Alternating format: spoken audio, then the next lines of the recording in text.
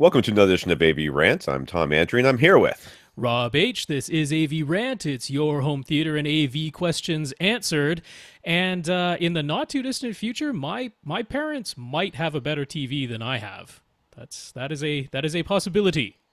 I just Could helped be my friend happening. buy a Vizio M series. Uh-huh. Last year's model with the little tablet and Yep. everything. Yep. Yep. Yep. Haven't Yep. been over there to calibrate it. I mean, I've been over there, but I passed by the TV and went to the beer and then stopped. He said he went into there and futzed with the things because he said it looked a little dark. I'm like, I don't care. hmm So I'll go fix it later. I'll So fix it yeah. later. In a side note, a very happy note, my mom is doing well enough that she and my dad are now going out, having outings, going out to, Sweet. parks or just shopping or whatever. So, huge improvement on the health front there for my mom, which is a very nice thing to be able to say. Right. But yeah, one of their trips, they were out shopping. They went to a London Drugs, which is a big retailer here in Canada, and they sell TVs. And she noticed this TV that was on the wall that was basically no thicker than the wall. It was one of the LG wallpaper TVs. Oh yeah. But I mean, she didn't really care about that, but she cared about the fantastic image quality. And my dad's been saying he'd like to get a larger television than what they have. So there's a possibility. There's a Yeah. possibility they might even be getting an OLED. I don't know. We'll see how much they want to spend. But There you go. yeah, If only they would know somebody I that they know. could trust to help them buy it. Because you know what's Absolutely. going to happen. They're going to talk to some salesman and they're going to buy whatever that person Gonna says. end up with a Samsung. Or, right, a curved one. So it's for the more immersive experience. And you'll come home like, oh my God, what has happened here? Do you have the box still? No. We took it out back and burned it for no apparent reason. We just thought it'd be fun. Yeah, Just no, the fun. price delta, especially in Canadian dollars, between a Vizio M series and an LG OLED, big price delta. So have to figure out how much they actually want to Right, right. spend. But yeah, anyone wondering why LG went to the problem of trouble of making this wallpaper OLED, it's because it does make a great showcase in a store. Right. It's something that people notice. They're like, "What's going on there? Oh, hey, look at that picture." So Right. And then they want to have, once they see that, then they can, oh, I can't afford that, but do they make any cheaper ones? And yeah, exactly, they and get yes, they that. do. That look exactly the same. So Yeah, they just they just yeah. then. Right. So I last time I looked at the clock last night or this morning, it was 4 a.m. Okay. And so I got minimal sleep last night and I'm completely exhausted. So I also have to urinate. So I Good am planning. I'm using that as motivation for us to get through these questions as fast as possible. Like I'd like to leave this chair and go to the bathroom like right now. And I cannot be the only person who does this, but I do this all the time. Oh, I do this constantly. I'm like in the car. I'm like, nah, I'll be fine. I'll be fine. I can make it. I can make all it. I'll right. be fine. Yeah. And I'll drive 2 hours to get home. Like, get out of the way. I need to go to the bathroom. But it keeps you, I mean, you don't get tired and the cars start like fading off. You're like, oh, I gotta go. Gotta go. I probably should see somebody about this. Yeah. Anyways, this is AV Rant, the podcast that doesn't ever talk about that again and talks exclusively about your AV and home theater questions. We answer them. Get your question answered. All you have to do is ask. You ask by emailing us at question@avrant.com. I wonder if that makes this podcast not safe for work. Does that? I don't think Oh so. no, no, I that's feel not like explicit. That's I feel like the stuff they say on the radio, and I don't know how they do it there, and the jolly old land of Canada where everybody's prim, proper, and polite. But here, they say some stuff on the radio that I feel like should not be said on the radio in front of my no, children dude. without We don't asking me. we don't care about language in Canada. We have swearing in prime time on our network TV. We don't care. It's go back to South Park, Terrence and Phillip. That's not that far off. You guys don't have like hinges for your jaws? Top of your head just Not quite, bounces buddy. around like that?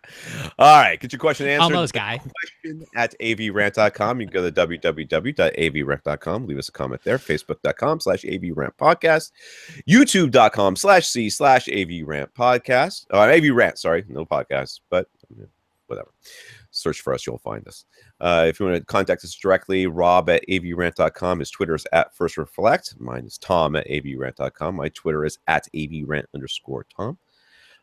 We also have our producer, Austin. Austin takes care of all of our videos and we'll be doing a massive review and a calibration video on how to set up multiple subs in a very large non-rectangular space coming soon. That has been verified. Don't promise soon, but soon. Hey, this is not Emotiva soon. It is not AV123 soon. It is like appearing soon. How about that? It's on the way. It's on the way. It's in, like, things are in motion. It is moving in the correct direction. I will tell you exactly where it is, okay? Exactly where it is. They have agreed to send him a whole bunch of speakers. Yeah. And the guy who's supposed to send them is on vacation this week, but he's going to send them next week. So, I mean, that's soon. That's pretty soon. Now, how long will it take to go through this process? I don't know. A while. I would assume a more than a week and less than a year. Yes, that should be correct. I think that would be. I would assume we can get it done in a couple of months, but that's just the calibration portion of it, the writing of everything, and the video and the editing. Once Austin has all that gear, he might want and find ways to take a lot of time. You know, instead of boxing it all back up and sending it back. Yeah, that's right, man. And that's unfortunately one of the realities of this. And I think that the manufacturers know this. They take a chance every time they send something out that somebody's just going to sit on that review forever. Speaking of which, somebody reminded me today that I never did the Prime Elevation speaker review, which I will talk about the Prime Elevation speakers today. First time. I've talked about them in the past, but I actually have sort of a kind of review of those. So that's on the horizon too. But Austin does do our videos. He will be doing this big review. He also has his own podcast, the We Watch Movies podcast. You can reach Austin at Austin T-E-N Pond. Austin. That's in the number 10. Pond. But don't write the number 10. It's T-E-N. Anyways, he has his own podcast, the We Watch Movies podcast about bladder size versus driving distance. Of course it is. We Watch Movies podcast. Yep. No idea where that topic might have come from. I won one week when they have like a shootout comparison of people. Like they make them drink a bunch of water and then they put them in the car and see how long they can last. I got the thumbs up. Seeing a man about a horse sometime during this podcast. It was not my car, which was fortunate for the end of the podcast where they kind of make you keep going until you can't. Yeah. It's not the most compelling content, but we watch movies. Check it out. Watch movies. Yeah, that's right. I think it would be better if it was a video podcast. Anyways, it doesn't really matter. There's that. Now, let's thank our listeners of the week. We're going to start off with John, David, Timu, and Earl. I'm going with Earl instead of Early because it's spelled with the E at the end. It's got to be Earl.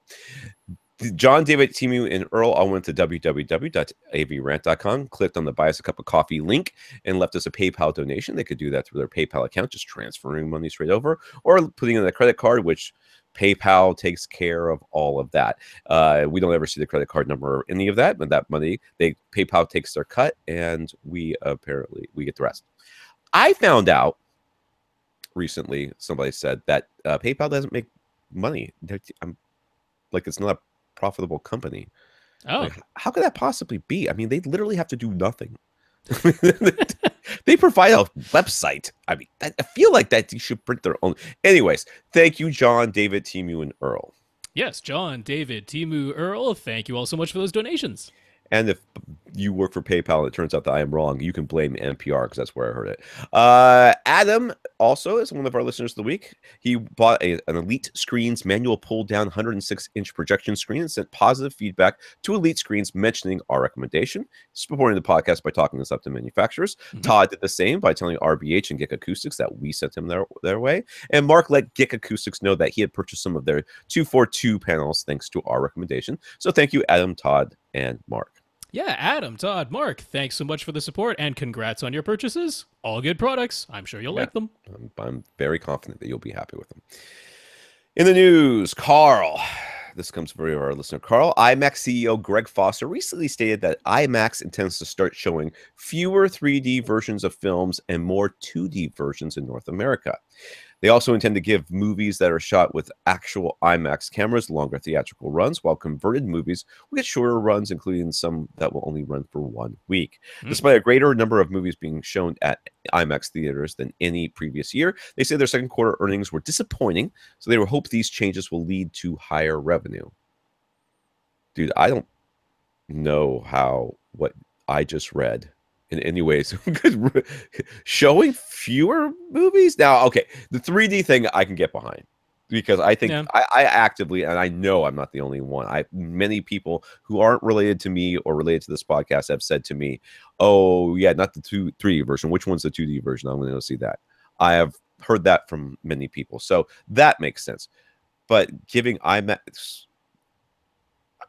I don't understand why the camera it's shot with would make that much. Well, I'm sure they're looking at the revenue per movie that they had, and maybe they noticed an uptick in the ones that were actually shot in IMAX as opposed to the ones that are, you know, shot on regular format and then just converted to IMAX for display. I mean, maybe they noticed that. There were I noticed at least one movie this year that was shown in IMAX for only 1 week, because there were so many big movies that came out this summer.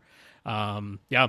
So I don't know. I mean, you don't have like multiple IMAX screens in the theater. You have one. Right. You can't monopolize that with, you know, Age of Ultron for 3 or 4 weeks when, you know, there's 5 movies that are coming out that could all benefit and maybe see a interest in people seeing it in IMAX. Yeah.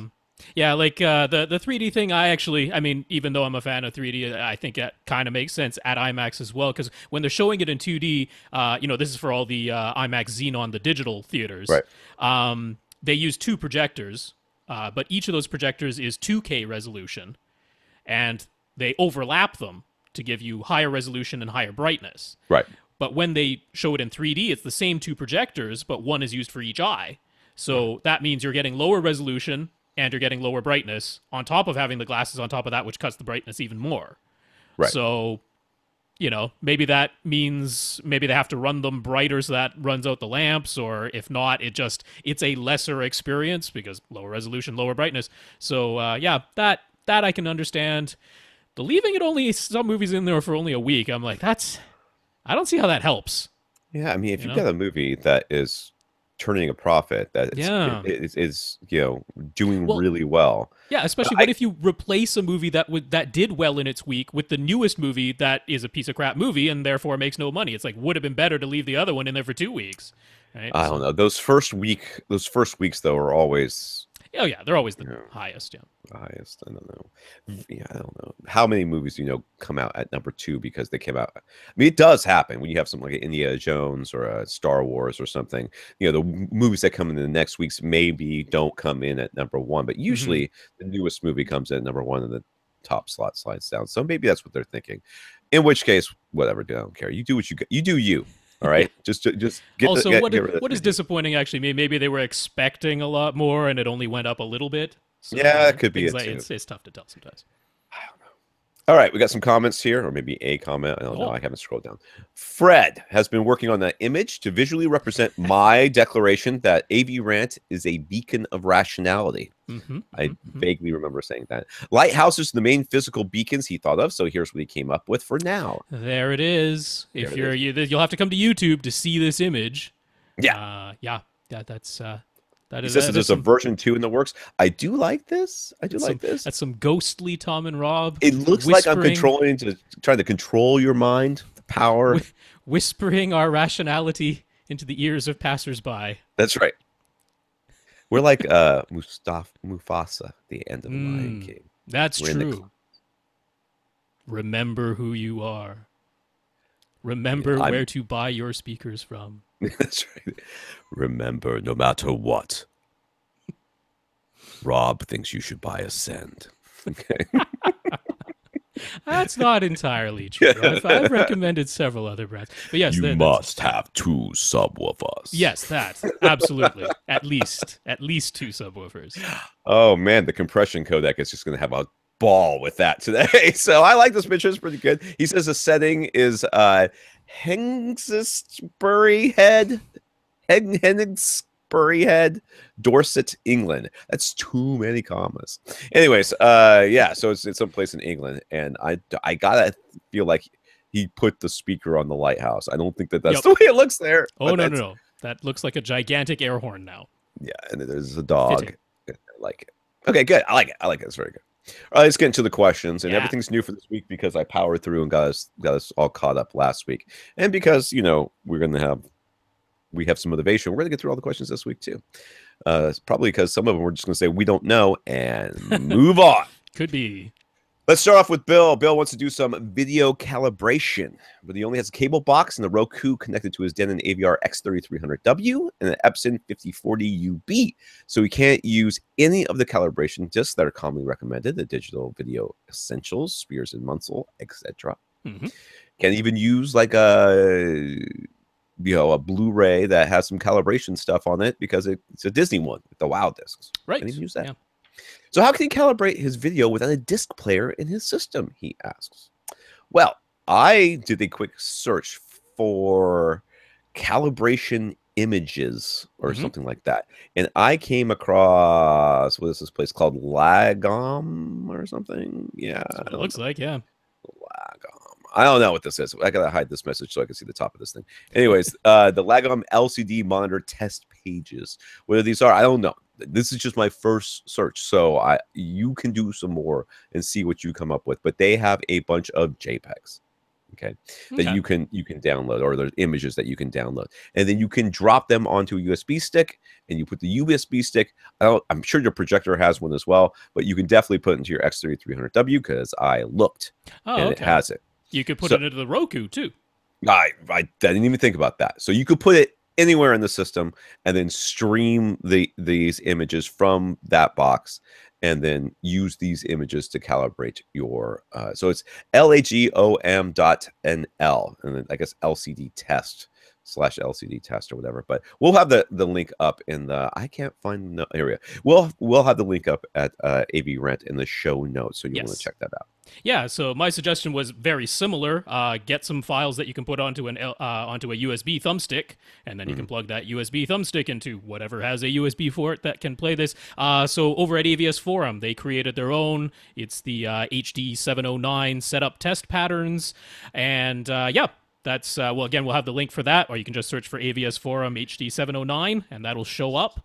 So these are MP4s, right? Yeah, there's various formats. MP4 would certainly play through the Roku, so that see that was my problem. I didn't realize the Roku had I didn't think about the Roku had a USB port. So I looked to see what the X3300 could take, and it really only said it could take JPEGs, which it might be wrong, but that's the only thing it listed in its specs. So I was like, well, I got to find some JPEGs, and that's what I looked for. So if you want to go my way, you're going to have to go through in the X3300. You're going to need JPEGs. Yeah, and in case you're wondering, yes, those would only be good for the HD Rec 709 standard dynamic range calibration. Right. However, once you've done that and correctly set your grayscale and things for that, that pretty much all translates over into the high dynamic range stuff. And right now, the availability, there is no Spears and Munsell Ultra HD Blu-ray setup disc yet.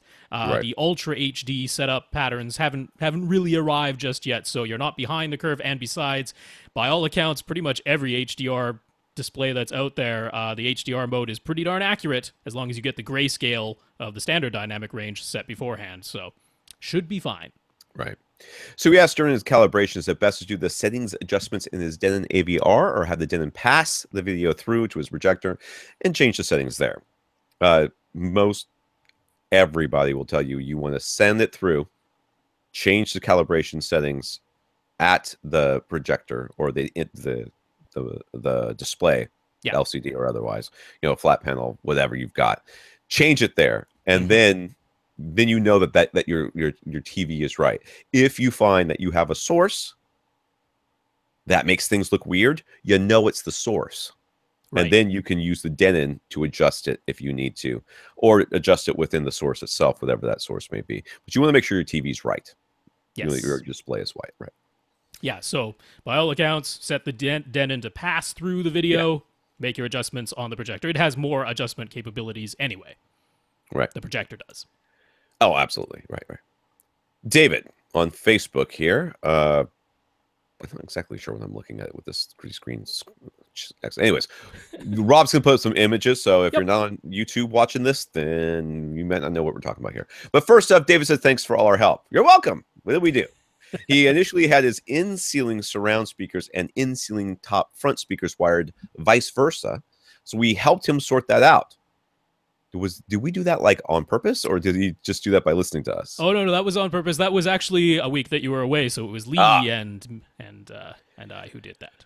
Wow, fine then. And he manually adjusted his crossovers using your advice, Lee's advice. Yes. It all sounds amazing. Well, it would have been even better if I had been here, but you can live with what you got for now.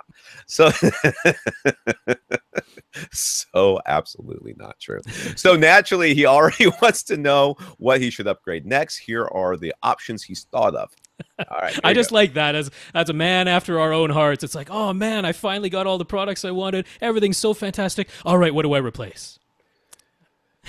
All right, so let's just take a look. So it looks like he's got in-wall speakers around his TV, which is a flat panel display. He's got one on, I can't see the other side, but he's got one on the left side, one underneath. I guess there's something on the right side back there. Yeah, see, there's like, he's got kind of an L-shaped white piece that runs under his TV. He's got the left front speaker in the center mounted in that, and then he's got a black L-shaped piece above and to the right of the television, and there's a black in-wall speaker over there. You can kind of just see it little bumping out there. I can't see it. Maybe you can see it on your guys. I can't see it. All right, then above him, he's got some speakers, and behind him, he's got some speakers in the wall. I mean, the ceilings. So everything else is in ceilings, right? Yep. Everything else is in ceilings. That's okay, correct. good. And he's got to the left and against the wall, the back wall, behind his, I guess, next to his couch, because it looks like his couch is all the way up against the wall. He's got an SVS subwoofer, looks like a PC 2000 number. You are correct, sir. There we go. All right. So, anyways, he says all his speakers are Yamaha in walls and in ceilings. Replace them would obviously be a bit more involved than regular speakers, but if doing so would help make the biggest improvement to his system, he's willing to consider it. He just wants to make the most noticeable difference with whatever he upgrades next. He's very happy with his current sound, but if we think new speakers would be worth it, he'd be willing to listen to our suggestions. Okay, let's address the first thing he says, which is that it would be a hassle. Well, it would, because I mean, anytime you're replacing in walls or in ceilings, it's not. I mean, it is much less of a hassle for you than it could be for potentially a lot of other people. The reason being is that you're putting in white and black speakers, which these things normally come white and black. Now, is it the right white and the right black? I don't know. That sounded weird. But is it the right white? Maybe it is. Maybe it's not. So maybe it is a bit of a hassle. But many of these things are kind of standard shapes, anyways. So it could be just as much as taking out what you got and dropping in a new one. It's not that big of a deal. Chances are it's going to be more than that. As long as you get something that goes into a bigger hole, the hole that you currently have, it's not as big of a deal as it could be. Does that mean it's going to be easy, or as easy as replacing normal speakers? No, absolutely not. But this is like a one-time hassle. It's not a forever hassle. I'm like, you just got it done. I know, right? Given the other options that he's thought of, there are things I would do before replacing all the speakers that are already there. So that's my take on that first option. If he's already said he's very happy with his current sound, that tells me that he hasn't lived with these speakers long enough to learn their deficiencies. And I mean that in the if they even have any. I mean, they may not. He may never discover that they have anything he doesn't like. He may never go to another theater or another person's house and listen to their speakers and go, nope, these sound way better than mine. What's wrong with mine? He may always think, man, well, I mean, they sound nice, but mine. And in which case you never have to upgrade. So you need to live with them. If you came and said, they sound a little this or a little that, or I wish they were more this, we would be considering it. So I would agree with Rob that this is not something I would jump on as our first thing. Second, he's planning on getting a second subwoofer, but since aesthetics are a priority in his room, and if you see this room, you can see clearly aesthetics are a priority, and it looks really nice. So I like it. It's cool. In this room, it might be a challenge. He could upgrade his PC 2000 to a higher output model. Would this be the best choice for his next upgrade? That would literally be, I think, one of your worst choices for upgrade. I think. Oh, just going to a higher output. Yeah, getting a single sub to replace your single sub. I'm thinking like this room does not look that big. I mean, I don't know if it's Ah, enclosed or not, but it doesn't look that big, and I'm sure the sub crushes in here. So what else are you going to get out of a single subwoofer? I don't think you're going to get that much. Nothing certainly all that audible. It might be more tactile stuff in there, but you're going to notice that every once in a while, and I don't know. I don't pretty really think it's modest. The second subwoofer, I mean, he has a fairly wide seating area. Maybe yes. he really only cares about one seat, entirely possible. But if you're at all concerned with the other seats in there, now he's saying, the aesthetics, big consideration, might not be able to put a second sub, but I'm looking at the front right corner, and I'm like, Yeah, I'm looking at that too, but it maybe looks like someone is there doesn't a want to look door at back there? I can't really tell. It doesn't appear No, to be a door. I So don't know. front right corner of this theater, I'm like, looks to be like you could put a second sub over there. I mean, it could be a box subwoofer instead if you Right, don't want slide underneath, right? if the cylinder is visual, or the cylinders can lie on their sides. So, if you don't want it standing up tall, it could lie down on its side, kind of under the TV ish, over to the right or something like that. So the second sub to me, that's a contender. Yeah, I like that too. Well, of Yeah. course we would like that. We already know that is what you're going to say because of the stuff and all. Is there something else that he hasn't thought? Oh, I'm sorry. Right now he has one pair of Atmos speakers in the 5.2.2 receiver. He did already pre-wire it for the ceiling for a second pair of Atmos speakers directly above the seats. So with a receiver upgrade and two more in-ceiling speakers, you could have 5.2.4. Well, actually 5.1.4. Right Should now, he yeah. go for that, or should he go for something else he hasn't thought of? What? So he would have speakers next to his speakers that he has, because I think his surround speakers are in the ceiling, way off to the sides, Yes. on the And back wall, where his current seating area is on the back wall. Right? Am I missing yeah. this? So he would put speakers inside of those speakers. Yeah, they'd be closer together. So if you're Yes. looking at the photo where you can see the ceiling, Yeah. they'd be closer together, just like the On that two that are soffit. in front are. So they'd Yeah. be in line with the two that are in front, and they'd be just in front of the soffit, just barely in front of the soffit. Yeah. Dude, I don't think that's a good idea. Really? Like, I don't think so. No. Ah. No. I mean, to me, if the second subwoofer were out of the question, that's the one I would have gone for. My order is second subwoofer number one. I think that's the first upgrade that should be made here. Doesn't need to be bigger or higher output than what you have a second PC 2000 or a PB 2000 or even an SB 2000 would probably be just fine in this I room. think so too. I mean, looking at the size of it, from what we can see, it looks Yeah. like a SB2 2000 would be just fine. But if you're not going to do that for some reason, I would consider going to 4 Atmos speakers. I wouldn't. I the second sub 100%. I'm on board with that. Yeah. I don't really see any reason to get those two speakers. I don't think they're So going you to can add get that some much. steering though. Right now he's got no steering overhead. He's just got sounds that come from overhead. They don't move. Dude, they're like right in line with each other. It's No, but you got to remember the surrounds are not. They're not involved with the overhead sound at all. Even though the speakers are positioned I overhead in the understand. ceiling, I they're understand. playing the surround channels. So you're not getting any movement overhead. I don't know. That's my second choice. It's fine. We disagree. It's okay. I don't. I'm not. No. I think you save your money. I'll be honest with you. I just say, nope, this is pretty good theater, and I'm just going to live with it the way it is, and I would be happy with it. Second sub is probably about the only thing I would add to this. You could go to bigger display. I mean, there's certainly you could look at that. You could look at adding all sorts of fun things to this, like Alexa or I mean, whatever you could keep the flat panel you have right now for HD TV drop and gaming a and that, projector in front and of it. it looks like you could mount a projector screen to the ceiling. Yeah. I don't see any obstruction there, so you could have a larger projection screen that comes down in front of the TV. Looks like a basement anyway, so Yeah. he should. I Give you a mean, bigger field of view. So Yeah. that could be a consideration. that's about the only things I would consider. I honestly, I mean, I'd love to help you spend some money, but Rob might be right. I'm not gonna say Rob's wrong. I think that you're gonna end up with two more holes in your ceiling and going, I mean, I guess they do stuff, and that I feel like that's not worth spending money for. But you could be that Rob, you do it and you're like, oh my god, it's amazing. In which case, please don't mention it because Rob's head is like Oh, big. Well, it is physically large, but hopefully it's not too conceited. No, it's not conceited at all. It's just physically large. We can't be That's inflating true. that anymore. I can't deny that. Justin, not Bieber, on Facebook.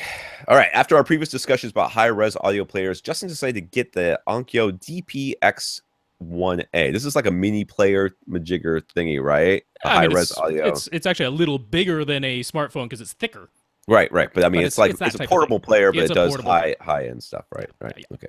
High resolution. I won't say high end, resolution. Overall, he likes it, and he likes the ability of the included Onkyo music player app, but he finds navigating his music library in that app to be lacking. It's really just a file folder structure, and the names. I feel like we mentioned this at the time, and the names of the songs are in text, no album art or anything that looks nice like Kodi or Plex.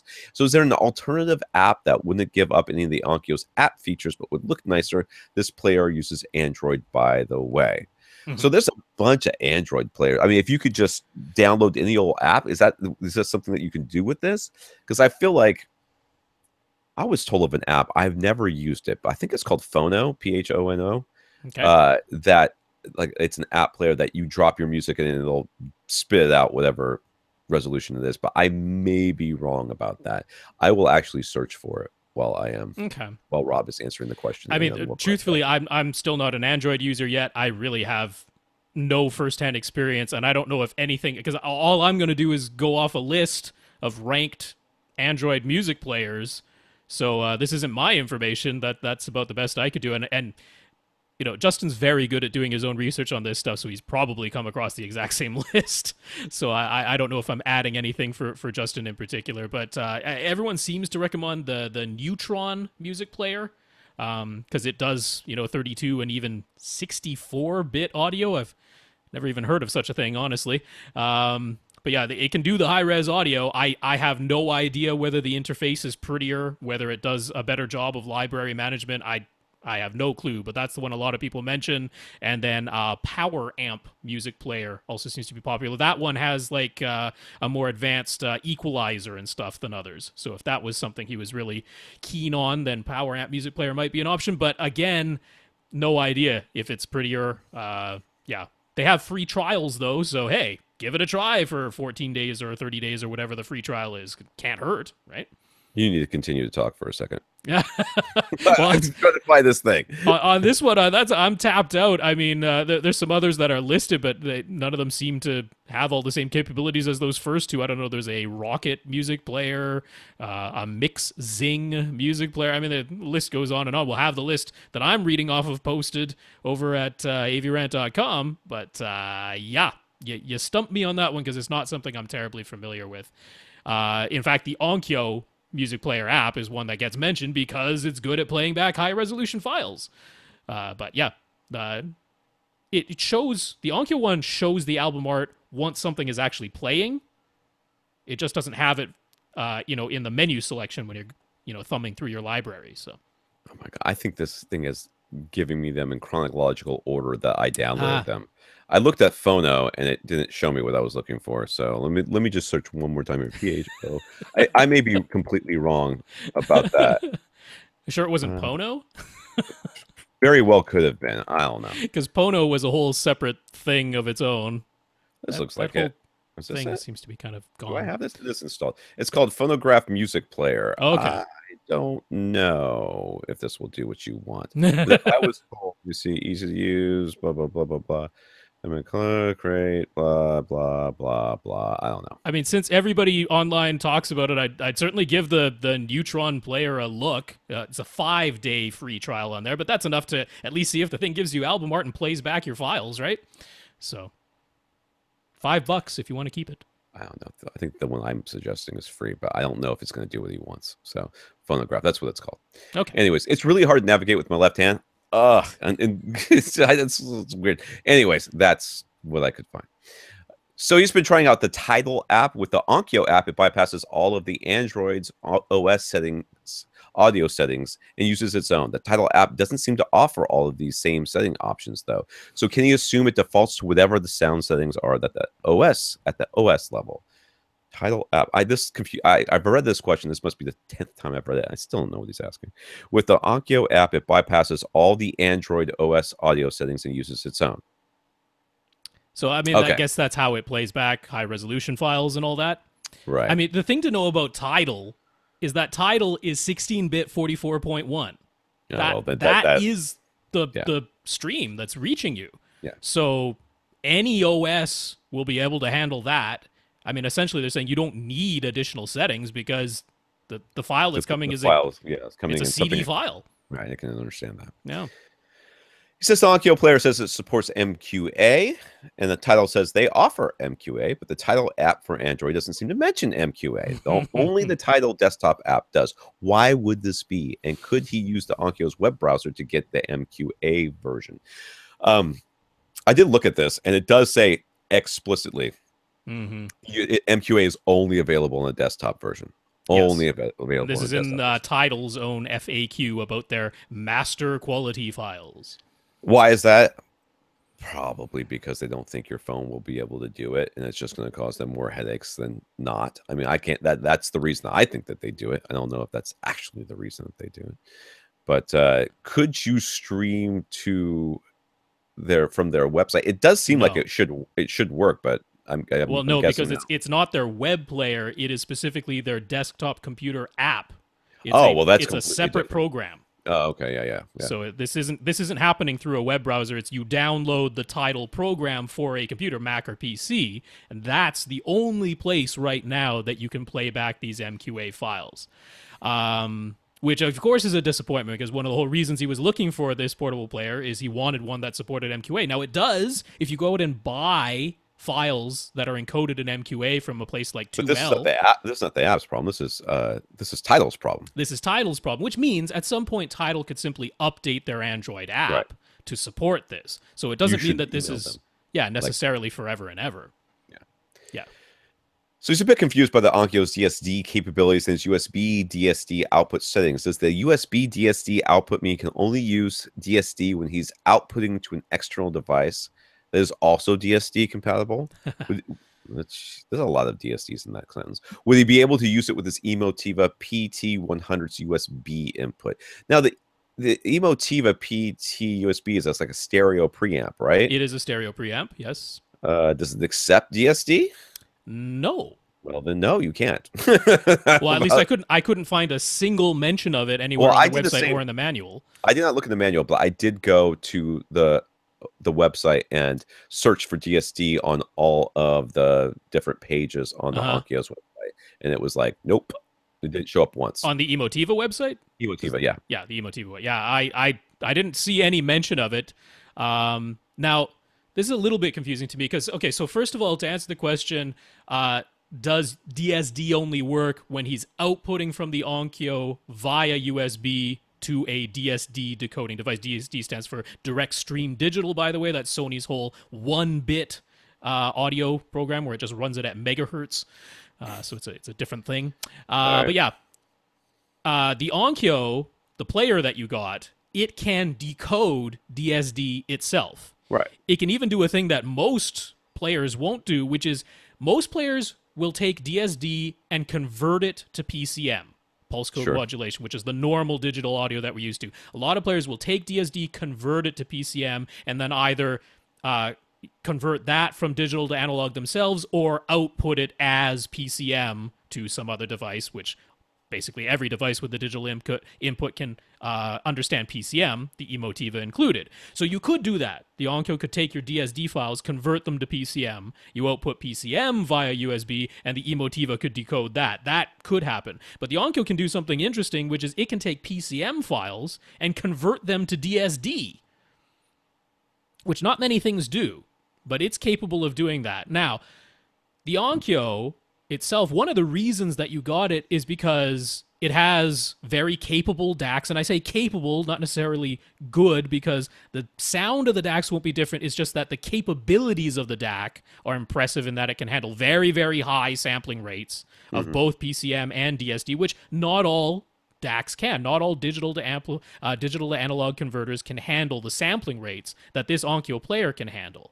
So the whole idea is to use that player as your digital to analog converter and output analog. And in fact, its headphone output that it has, its regular 3.5 millimeter headphone jack that it has, can be set to a line out mode. Oh, nice. Rather than a headphone output, meaning it's not going through the headphone amplifier.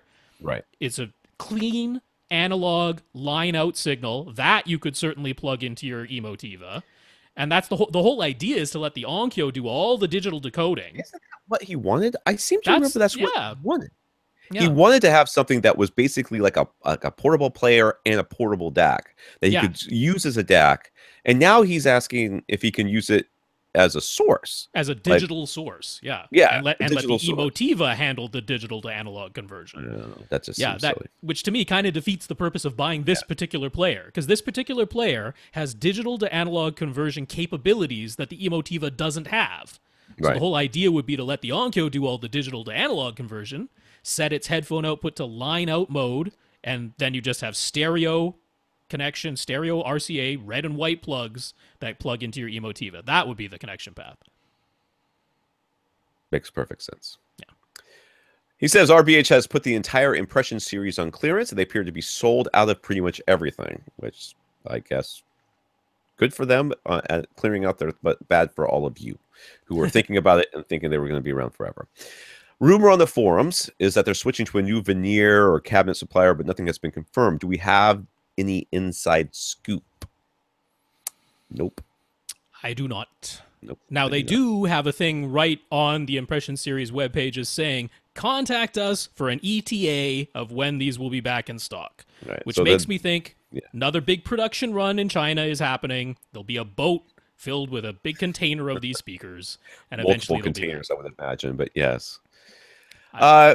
Yeah, I wouldn't worry too much about it. These things have sold and are very popular, and I imagine they're going to stay around for quite some time. And unlike manufacturers who start basement manufacturers or garage manufacturers who start off and they have one line, this is like this line of speakers that they have many lines of speakers. They have many sources of revenue. So I don't see them jacking up these prices, even though I have told them personally on multiple occasions, these things are too cheap.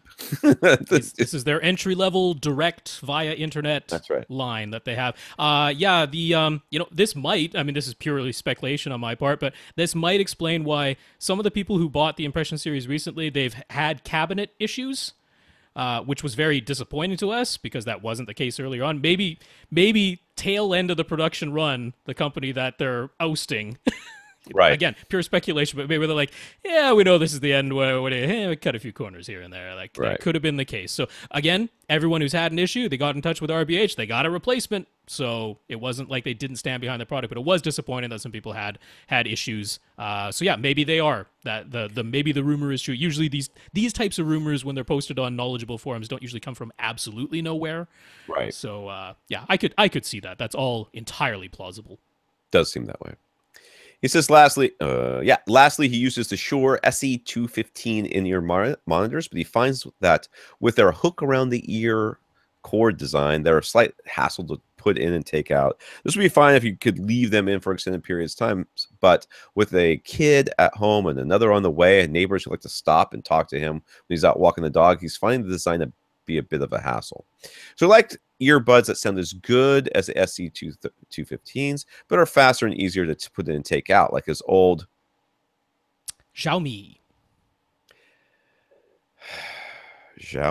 Pistons. All right. I'm not mad that this is in a different language.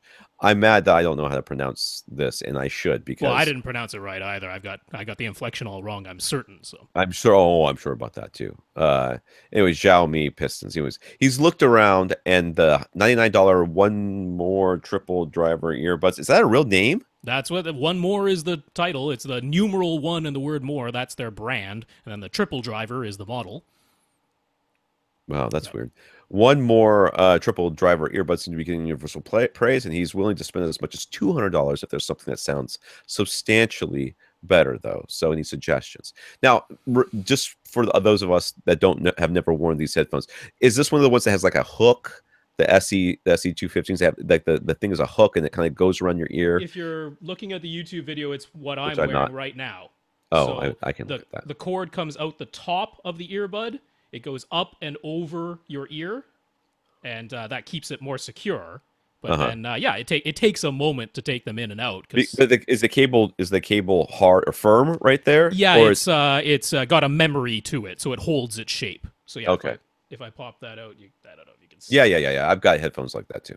Okay, okay, good. I okay.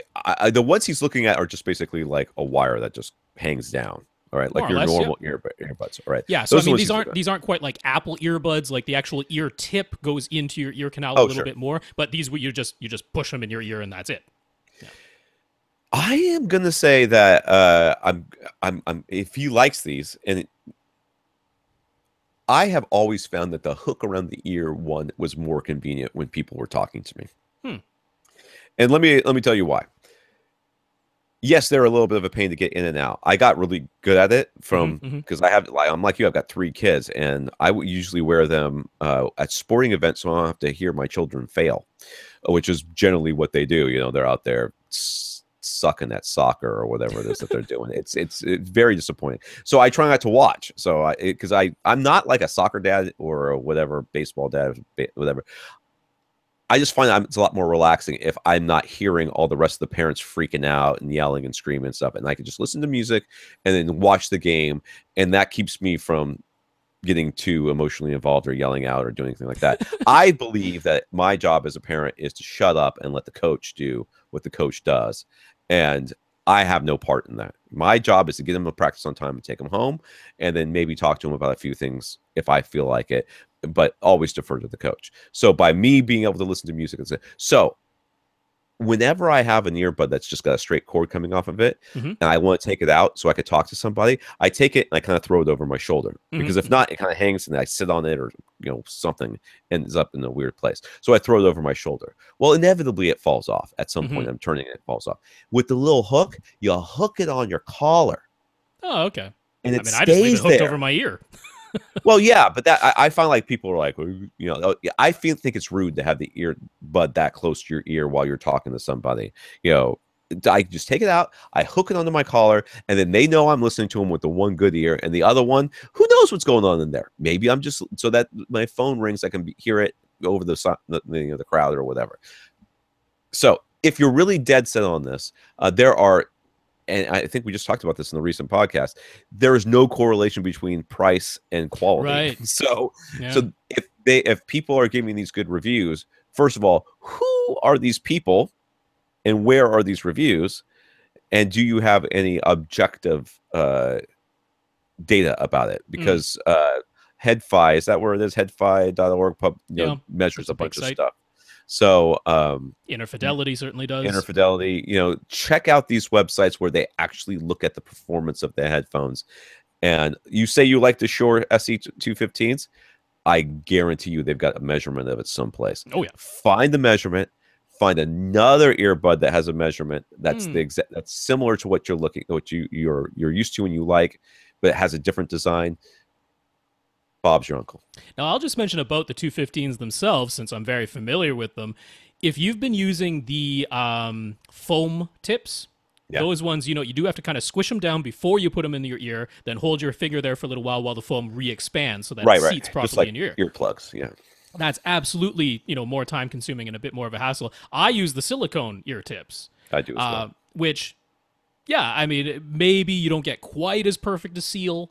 But if they fit nicely, those ones you can pop in and out pretty darn quick. I mean, once you just learn the little trick of pulling down on your earlobe so that you can push the ear tip in. Right. With the silicone tips, I find them very quick. So that could be something if you just haven't tried the silicone tips or didn't find them immediately comfortable or just found the foam tips to be better, switch them over, give that a try because that could solve your problem right there for free.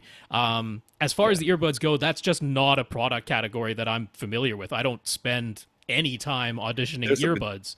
a bajillion earbuds and or ear headphones out there. It'd be impossible for us to keep Yeah. up on all that and all the other stuff we do. So we're going to have to defer to those. Now, I Yeah. will say that is one thing. Rob is absolutely right. The silicone tips, I used to always like the foam ones because they sealed better and I knew they would fit and stay in. Mm-hmm. Okay. I knew they would fit and stay in. But the silicone tips, I was always like, I'd switch them out and like one would fit and the other one would fit. There was some part of my brain that could not wrap itself around the fact that you don't have to have the same size tip on both headphones. Yes, you need the tip that fits the ear on that side. That's what every time I switched one tip, I switched the other one. Why? I don't know. But once I got myself out of that mindset, and Rob's right. The thing about the earbuds that have the little ear hook that comes over it is that you could just hook it there. It kind of hangs where it's supposed to go, and then you take your two fingers, you pull your earlobe down, you take your middle finger, you just stick it in, and then let go of your earlobe, and you're done. I mean, I could do it one-handed while do those headphones one-handed while mowing the grass. I just did it while Tom was talking. If you're watching the videos, so it's very easy to do. So if it's still, if it's just not something you're interested in, you're gonna have to do your own research here. We'll give you the tools, but you're the one who's interested. And triple driver, double driver, the in-ear piece ones that I've had are very good, and I think they have dual drivers in them, and I like them a lot. So there's a lot of them out there, but you're just going to have to look at what you've got and try to find something that sounds similar, and then see if you can figure out a way to test them out, because there might not be a way to do that. You might just have to take it on faith. All right, Anonymous from last week. First up, Anonymous says he appreciated how we handled the discussion of his blown tweeters last week. We were even vaguer, he thought, than necessary, but he found that pretty entertaining as we tiptoed, and by we, he means Rob, because all I was doing is reading, around this entire topic, trying not to give you too much information so you can figure out who we were talking about. He's taken the step of purchasing a monolith 3-channel amp to power his front 3 speakers. If you just to remember, there was a planar tweeter that got blown, and the manufacturer says it was because of amplifier clipping. Rob doesn't think it was amplifier clipping. Could have been clipping in the signal. Signal meaning that wherever the recording itself had clipping in it, that sort of thing. So, anyways, just to make sure, he's buying a 3-channel amplifier from Monoprice, which is a very good amp, made by ATI, and for Monoprice, and should be an absolute beast. So he says, if the damage to his tweeters was really caused by his AV receiver's amplifier clipping, this purchase ought to solve that issue. Yes. Yeah, I can't imagine a situation where this ATI amp is going to do anything that remotely resembles clipping. So no, it has the power ratings that very nicely match the capabilities of the speakers. So if this happens again, it wasn't because the monolith amplifier clipped. I can pretty much guarantee that. So he says what's driving him a bit nuts is the mystery. He'd be happier if he could point to some obvious mistake that was made at some point, the way Tom and, well, I guess me and Rob can identify having played a test signal that blew a tweeter, but nothing comes to mind in his case. He's been playing downloaded files and Blu-rays for years and never had blown drivers before. And while he's played things with the volume dial at 0 dB a few times, he's never exceeded that. He just wants to be able to set his own mind at ease once he has his broken tweeters replaced. So any additional thoughts? I haven't been thinking about this much because I thought we were never going to have to deal with this again, to be honest with you. But yeah, the fact that he says that he's been playing downloaded files, and I don't know exactly what that means or where he downloaded the files. He mentioned that he really doesn't listen to music in here, so those must be video files. Okay. Yeah. I mean, the problem with if it was clipping in a signal is that it doesn't have to be a repeat offender. Just be one particular. Unfortunately, point. One bad file could have. Right. If that was the one you played at full reference volume, it could have done this. That's the really unfortunate part about it. It could.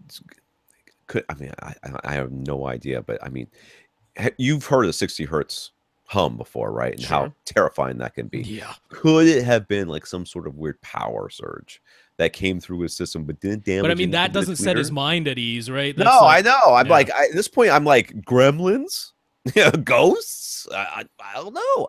I really don't know what could have done this, because it doesn't make sense. It doesn't make sense. If it had been one tweeter, I'd be like, that tweeter was defective. Right. It was both tweeters, which means it did something.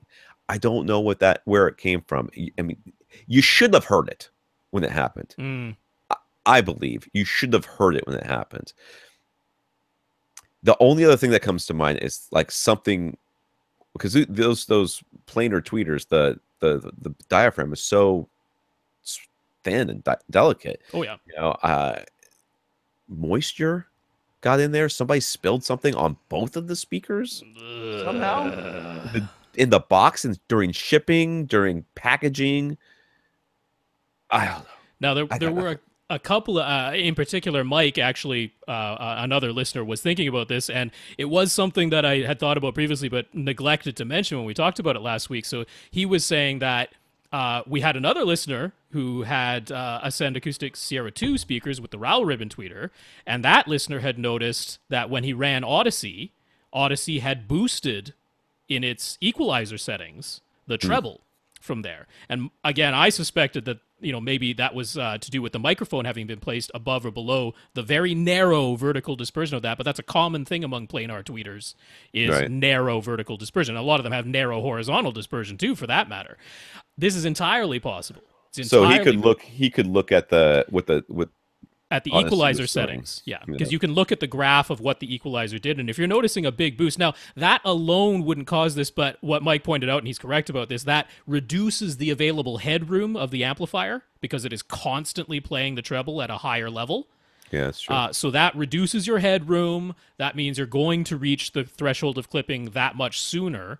And also, if there were any clipping in the signal itself, it makes the tweeter that much more susceptible to it because it's constantly boosted by the equalizer. So, he was saying in his own case, this is Mike I'm talking about, but in his own case, he did it over and over until, because he knew the speaker themselves were capable of playing the high frequencies. Right. And he did the Odyssey setup over and over until he got the microphone in just the right place, that it didn't boost those high frequencies too much. And that is absolutely worth your while. If you get one of the newer Odyssey receivers, you get that with the app, you'll be able to adjust that. Yeah, you'll be able to adjust that on the fly. Very useful. Or in fact, you can just tell it not to EQ anything at all above a given frequency. Right. Which is entirely useful. So yeah, very good tip there. And thank you to Mike for sending that in, because I completely neglected to mention that. One other thing I did think of was a little bit of dynamic range compression is not necessarily the worst thing in the world. Yeah. Because that way you can maybe play things at, say, minus 10 dB. It's going to make the softest things a little bit louder, so you're not thinking, oh, that's too quiet. And then it's going to prevent the loudest things from just blowing your speaker out. So Odyssey, again, they have dynamic volume in addition to dynamic EQ. Which is something we usually recommend you turn off. Usually, yeah, because we like to preserve as much dynamic range as possible. But it has 3 settings. It has low, medium, and high. And the low setting is not that offensive. It basically takes what was 20 decibels of dynamic range and it reduces it to about 10. Right? Now, maybe that's not ideal, but if it puts your mind at ease about not blowing up a speaker, then that's well worth it. That's true. And that's not so offensive. I mean, you'll still get dynamics. It's not like the old night mode where it just crushed everything. Right. It still gives you dynamics. It just prevents the huge swings. He says, since we talked about the potential for there to be clipping in the signal itself, especially with data compressed files, how could he tell before playing the files through his speakers? Well, I mean, one of the ways you could do it is you could just download Odyssey, which is Audacity, which is a free audio editor program, and you won't have to know anything other than just open it and import the file, and then look at it. Yep. And what you're looking for is for the line that's now when you first see it, it's going to be like this. And almost every song that's been produced in the last, it'll look like a solid bar. It'll look like a solid bar. You're gonna have to zoom into it. Okay. Sure. What you're looking for is for the line to go all the way up to the top and then just continue flat for a while and then down, or potentially, if the clipping is in the signal in the original recording, you might see it like the line go up, and instead of going up and down like a like EKG or whatever as it goes, it's going to go up and then straight across, not even hitting the top. That could potentially happen. Which case, that is a clipping within the actual recording. Right. So you could look for those two things. Yep. That's about it. that would literally take forever. I mean, whatever. My music collection is not that extensive. I'm thinking about doing that and going, I have not got that much free time. I will have to be retired before that comes on. But maybe you could do that. But that's how you could see it. I mean, you could physically see it by doing that. So while getting his new monolith amplifier set up, he discovered that he had his Marantz receiver plugged into one of the regular outlets of his battery backup UPS rather than one of the high current outlets. Could this have been a culprit? Could the lower amperage rating of the battery protected outlet been responsible for his AV receiver's amplifier clipping a signal? I don't think so. Honestly, I think that you would have seen a problem on the receiver end before you saw a problem on the speaker end. I think that the receiver would have shut down or gone into protection or blown a fuse as the amplifier is trying to draw more power than it's trying to give, and then it's capable of giving because of the choked outlet you have it plugged into. The receiver would have had the issue, and I don't think it would have passed it along to the speaker. Also mathematically, you still have 12 amps that can get through those non-high current outlets. Now, the high current outlet can pass the full 15 amps that comes out of your wall outlet, and the other ones will pass 12. But, you're talking about 100 watts per channel, maximum 175 watts per channel, and the chances of all 7 channels simultaneously demanding 175 watts. But even if they did, you're still at, 120 volts times 12 amps is still 1,440 watts that are available through there, which still exceeds even all 7 amps, asking for, 175 watts at a time. So that I don't think is the culprit. Okay. Yeah. I know it'd be nice to be able to say it's that easy, but it doesn't add up. No. Dude, if he blows these tweeters again, we are going to lose our minds. I mean, for real, we are going to I'm just going to put my hands up and say, all right, podcast over. At that point, I'm going to be like, is there silverware back there maybe that, is like stuck into the binding posts of the speakers? Is there a fork that's lying across them? Do you have children that are awful? Do you have a dog? It's behind a screen. Are there bats back there? I mean, what? I mean, at this point, is there an open window? Spiders spinning webs in between your binding posts? Rats, mice, grasshoppers, lizards. I don't know. I would have no clue.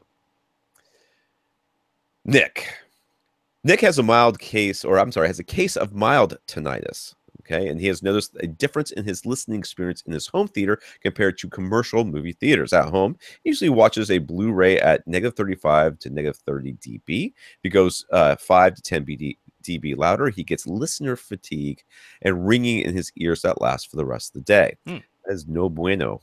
No. At a commercial theater, he sits one screen width away from the screen, so he is closer than 2/3 and probably hearing the movie louder than reference volume as a result. But he can watch 2 movies at the theater back to back without any fatigue or ringing. I want to say one of the first migraine headaches I ever got was going to a double feature. I mean, it completely floored me. I've only had about 2 or maybe 3 migraines in my life, and every single time they've been debilitating, and that was like the worst one. That was also the time I saw the Incredible Hulk, the Hulk. The first one, the Ang Lee. The Ang Lee one. Yeah, that was awful. But the Hulk parts are real good.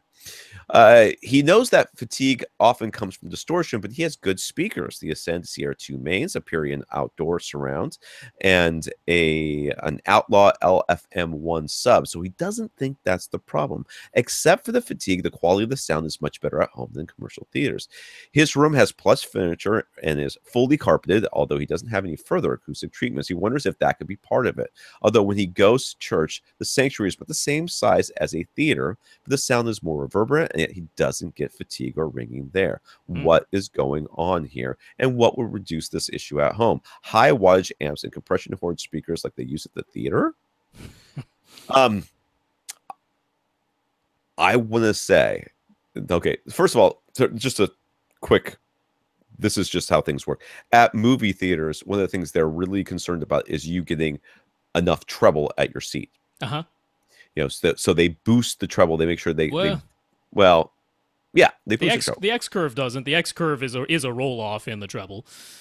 So But they want to make sure that you're hearing what everything's about. I yeah. think at the theater you're getting a roll off because of how big the room is. The same Uh-huh. thing at your church. You are, the room is just so big and it's so far away. Then there's so much stuff in there. And a lot of times they're really treated. You're getting a roll off on the top end that you're not getting at home. What I think you're hearing, and I've experienced the same thing myself. I want to say that not the tinnitus thing, but the listener fatigue has happened at home Mm-hmm. more often than any place else, and it's because the extension is so good. And I think, like Mm. we talked about with our last listener, uh, having a something like Odyssey try to give you an absolutely flat response Yeah.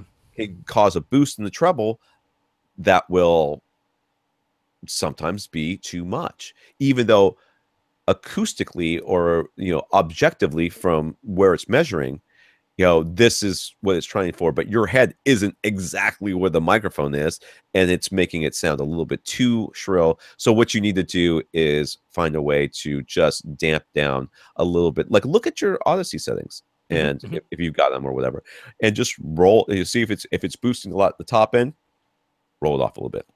Yeah, that's yeah. I mean, it typically is the high treble that causes that fatigue. That's normally the culprit. It can also just be sheer volume. For example, I notice he only has one subwoofer. Is it possible that he's sitting in a big hump and it's just sheer sound pressure level of a particular frequency that isn't being taken care of because he has a standing mode? Now normally Sure. you'd notice that, you'd hear that a certain frequency is way louder than all the others in your bass, but not impossible. But I mean, honestly, this was a little bit confusing to me because for me it's the complete opposite.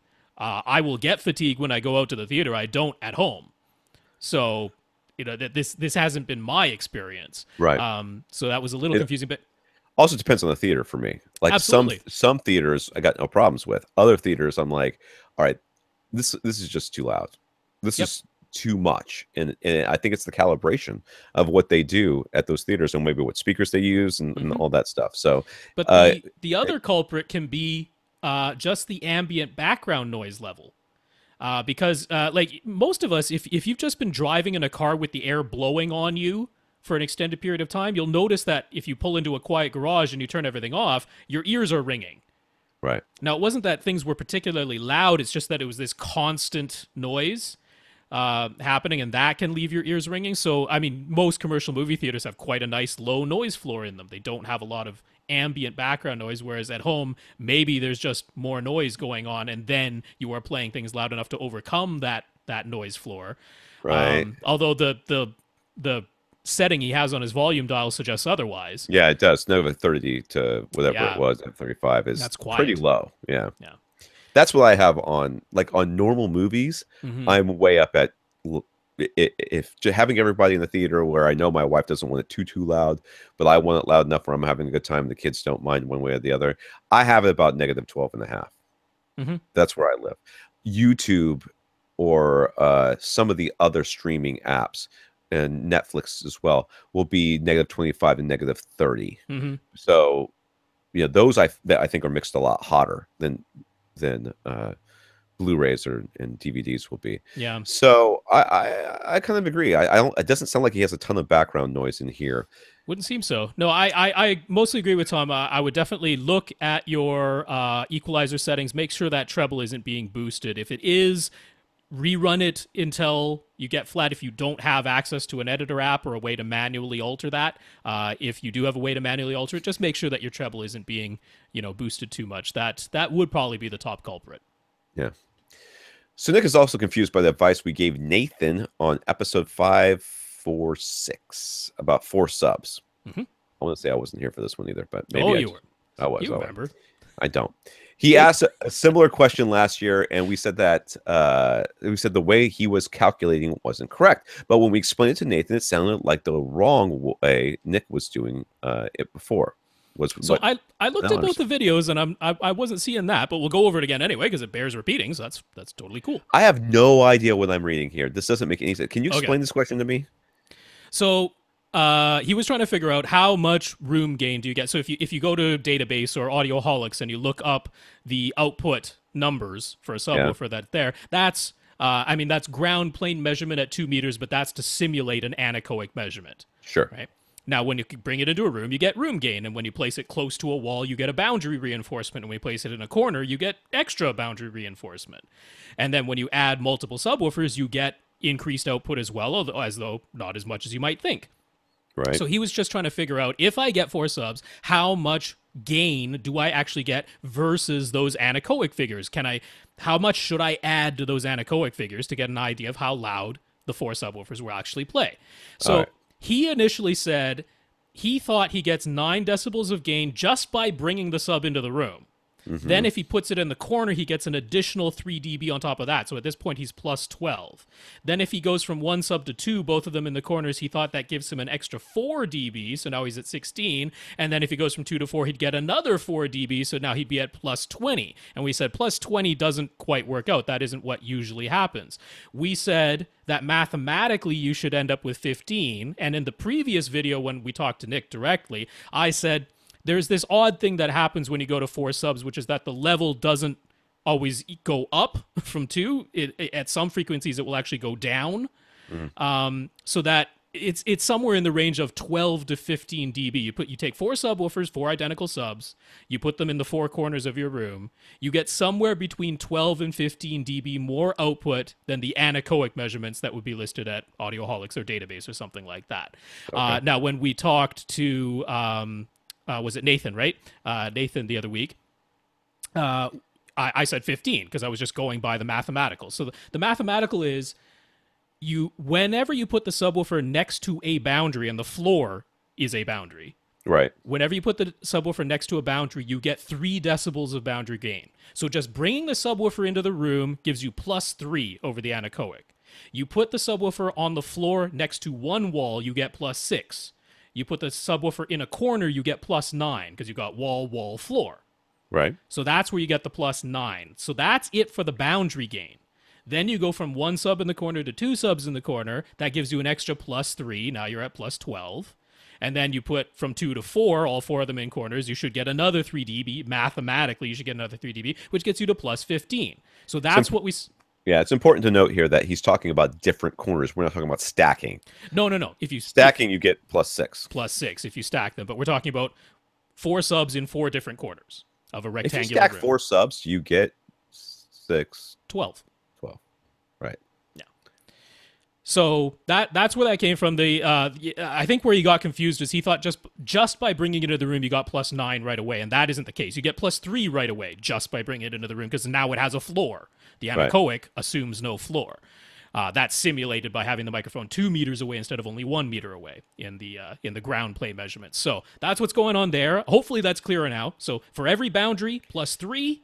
For every doubling of the number of subwoofers, plus 3. Mathematically, that's the way it should work. When you actually go and measure it, sometimes it's not quite that much. Sometimes it's a little bit more because the room is ringing and you actually get a time boost on top of it. So, but 15 is the ballpark. That 4 subs in 4 corners. Bobby says he's taken all of our purchasing advice. So for the outdoor speaker depot in-ceiling speakers that he's going to use for Atmos, should he opt for the models that fire straight down, or should he go for the ones that have 15-degree tilt built in? One pair will basically be straight above his seating, while the other pair will be roughly 5 feet in front of his seats. So maybe straight down speakers for the top, middles, and 15-degree tilt for the front heights. No, man, you want the straight down all the way. Yes, I concur. 4 of the straight down ones. Yeah. That's and if you look at Dolby, that's what they tell you. I mean, the whole idea here, and I know you're thinking, but I'm sitting over here, the speaker's over there. The whole idea is that they have designed this whole thing with straight down speakers in mind. Mm-hmm.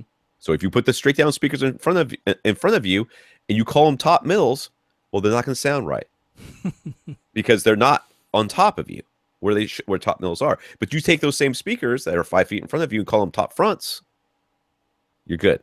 Because they know where those speakers are supposed to be. Yeah. And they know that they're supposed to be facing straight down and all of that. So yeah, they're trying to simulate what you have in a full-size movie theater where the Atmos speakers are way above you, which means their sound is more diffuse, which is why Dolby claims that sometimes the upward firing bounce it off the ceiling, which is more diffuse sounding, can be in some situations closer to the effect that you get in a full-size theater. I would debate that rather strongly, but yeah, straight down. You don't want it aimed at you so that it's super pinpoint. It's supposed to be a little diffuse. So this room is roughly 12 by 12 by 8. It will have thick carpeting, and he will have a heavy drape covering the window on the back wall. In terms of buying additional room treatments, he's read a couple of websites that suggest he needs between 96 and 135 square. There's an ant on my computer. Oh, you're dead. I'm sorry. 96 and 135 square feet of paneling. Is that correct? How many 2x4 panels should he buy? You should buy 6 to start with. Is that what you think? I don't know. That could work. That's what I would do. So that doesn't include the corners, though. I mean, okay, that doesn't include the corners. Doesn't include the corners. He said 2x4 panels. You should buy 2 for behind your front speakers. I mean, I don't know if I don't remember what kind of speakers he's getting. 2 for behind your front speakers. 2 for like behind you. You know, behind your seat. 2 at the first reflection points, and then fill whatever corners you can with insulation for corner trapping. That's what I think. I would get down with that. Yeah. Mathematically, normally we say you're looking to cover somewhere between 30 and 40%. Usually closer to 30 for most homes, to be honest, because otherwise it starts sounding a little dead. But if you like a little bit dead sounding, like I do, then getting closer to 40% of your wall surfaces absorptive versus the other 60 to 70% remaining reflective. Now, you could make those remaining reflective surfaces diffusive, or you can just leave them flat. That gets into a whole other thing. But how many absorption panels you want? Somewhere between 30 and 40%. Now, your carpet already counts. So that's already part of it. Thick pad. That's what you. And he mentioned that that's what he was going for. When you go for everybody else, when you install carpet in your home theater, you're like, oh, this carpet's nice and thick and plush. Yeah, don't care.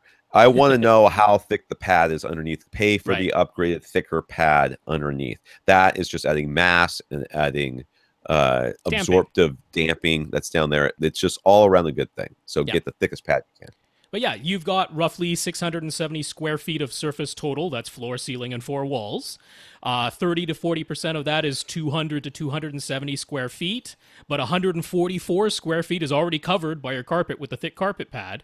So by my calculation, you need somewhere between 56 and 126 square feet of panels, which is not drastically far off from the recommendations that you found. Sure. That translates to between 7 and 16 panels total, but that would be inclusive of corner base traps, right? So Tom's suggestion of 6 regular panels and then 4 base traps, well, that's 10 of panels total. That's right in the butter zone of what I'm suggesting, so we're in total agreement there. In my own theater, which is quite similar in size to yours, I have 4 corner base traps, 6 regular panels, and 1 even thicker panel. So I have a total of 11 panels in there. So if you think about it this way, if you corner loaded your 2 subs, right? If you had a sub in each corner, then you put the panels, as I suggested, behind your front speakers, behind your head, basically on the back wall somewhere. And at the first reflection points, that's 6 panels there. Then you would actually have 2 panels that would straddle the corner because it's 8 foot high, right? Right. So you have 1 at the bottom, 1 on top of that. Oh, you could. Okay. Okay. That's 1 corner. And the other one, same thing. So that's now 4 more. That's 10 panels, and subs in the other 2 corners. Or if you filled all 4 corners, that would be 12. Yeah, maybe 14. For those of you who can't do math, which apparently is me. But today. In all cases, we end up in agreement somewhere between 7 and 16 panels total, inclusive of base traps in the corners. He asked you, does he have to put panels on the side walls? He was thinking he'd rather put panels on the front wall, back wall, maybe the ceiling, while leaving the side walls open for theater decor. What do we say? We say you make your decor into panels. Printed panels. That's what we say. That's what I say. Yeah, and we've detailed this. Actually, Rob W. Right? On our website. The whole thing about getting movie posters printed at Spoonflower, that seems to have been nixed unless you have the actual written permission to reprint the poster. But if it's your own image or what is it? What was it called? Creative Commons thing, like the wiki thing. Basically, it's stock photography. But it's got to be free because a lot of the stock photography isn't. So if you can find a picture of something you want, or find somebody to screen print it for you, or it's your own photo, or it's your own photo. Have your own photo printed. Absolutely. Then just print it and you can follow the directions that are on there. Just instead of a movie poster, it's whatever you do. So now places like Gick Acoustics and Acoustimac will also print the panel for you. Right. Again, has to be a legal image for them to reprint, but that's more expensive. So one thing you can do is get a panel from them, get your own cover, and put the cover over it. It'll totally work. But I printed panels. Yeah, and I would recommend having something at the side walls at your first reflection points. That I agree with Tom on that. Yeah. He asked, what height should the panels be mounted?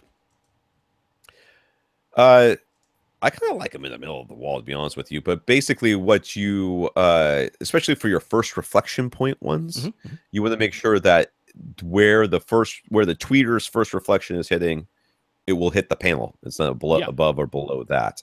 So I think that's just kind of a good all around, thing. They're 4 feet tall, dude. They're half your wall. You don't want them all the way to the top. It's going to look stupid. You don't want them all the way at the bottom. It's going to look stupid. So where you put them? Right in the middle. That's where you're going to end up putting them anyways. Now, you could put them, and we saw with the last listener, well, you might have seen, where he put them as a vertical stripe. Right. Across the back wall there. But it was at tweeter height, basically. Well, at seated ear height is the important one. Oh, yeah, that one for sure, because that's what you're worried about, that reflection off the back. So there's lots of ways you can do that. And people make them into like columns almost. You can make it into almost like a column that kind of sticks out in your room a little bit, and then you mount a light. You put a little frame up there so you can mount a light or sconce. That's a stupid word I was looking for. Sconce. I wanted to say something that started with the C, so forgot to ask. Anyway, so there's lots of things that you could do, but they're 4 feet high. You want them about 2 feet off the ground. 2 feet off the ceiling. Just imagine the sound is going in a straight line out of the speaker, off of the wall to your ear. Make sure the panel is on the wall where it would have hit the wall to make that bounce happen. That's about it. All right. Oh, that's the last one for him. All right, here we go. Todd says, without getting too specific about brands, Todd has noticed that one particular forum poster whose profile says he's joined the forums fairly is this going to be another anonymous thingy here? Is this going to be me trying to say something that I can't say? I don't want us to get sued by anybody, so I'm leaving it vague. Whatever. Anyways, whose profile says he joined the forums fairly recently, who posted a speaker shootout that seems to have garnered a lot of attention. This poster has since gone on to post on other threads that badmouth at least one speaker brand that is frequently recommended by us. Yes. So Todd's BS meter went off because the winner of the speaker shootout was from a company with a less than stellar reputation, as mentioned by us on our recent podcast. And dude, literally there is nothing to sue us for because we have no money. And he bought speakers from the brand, this person, whatever. He bought speakers from the brand that was bad mouth and found the company to be extremely professional and the speakers to be better than his expectations.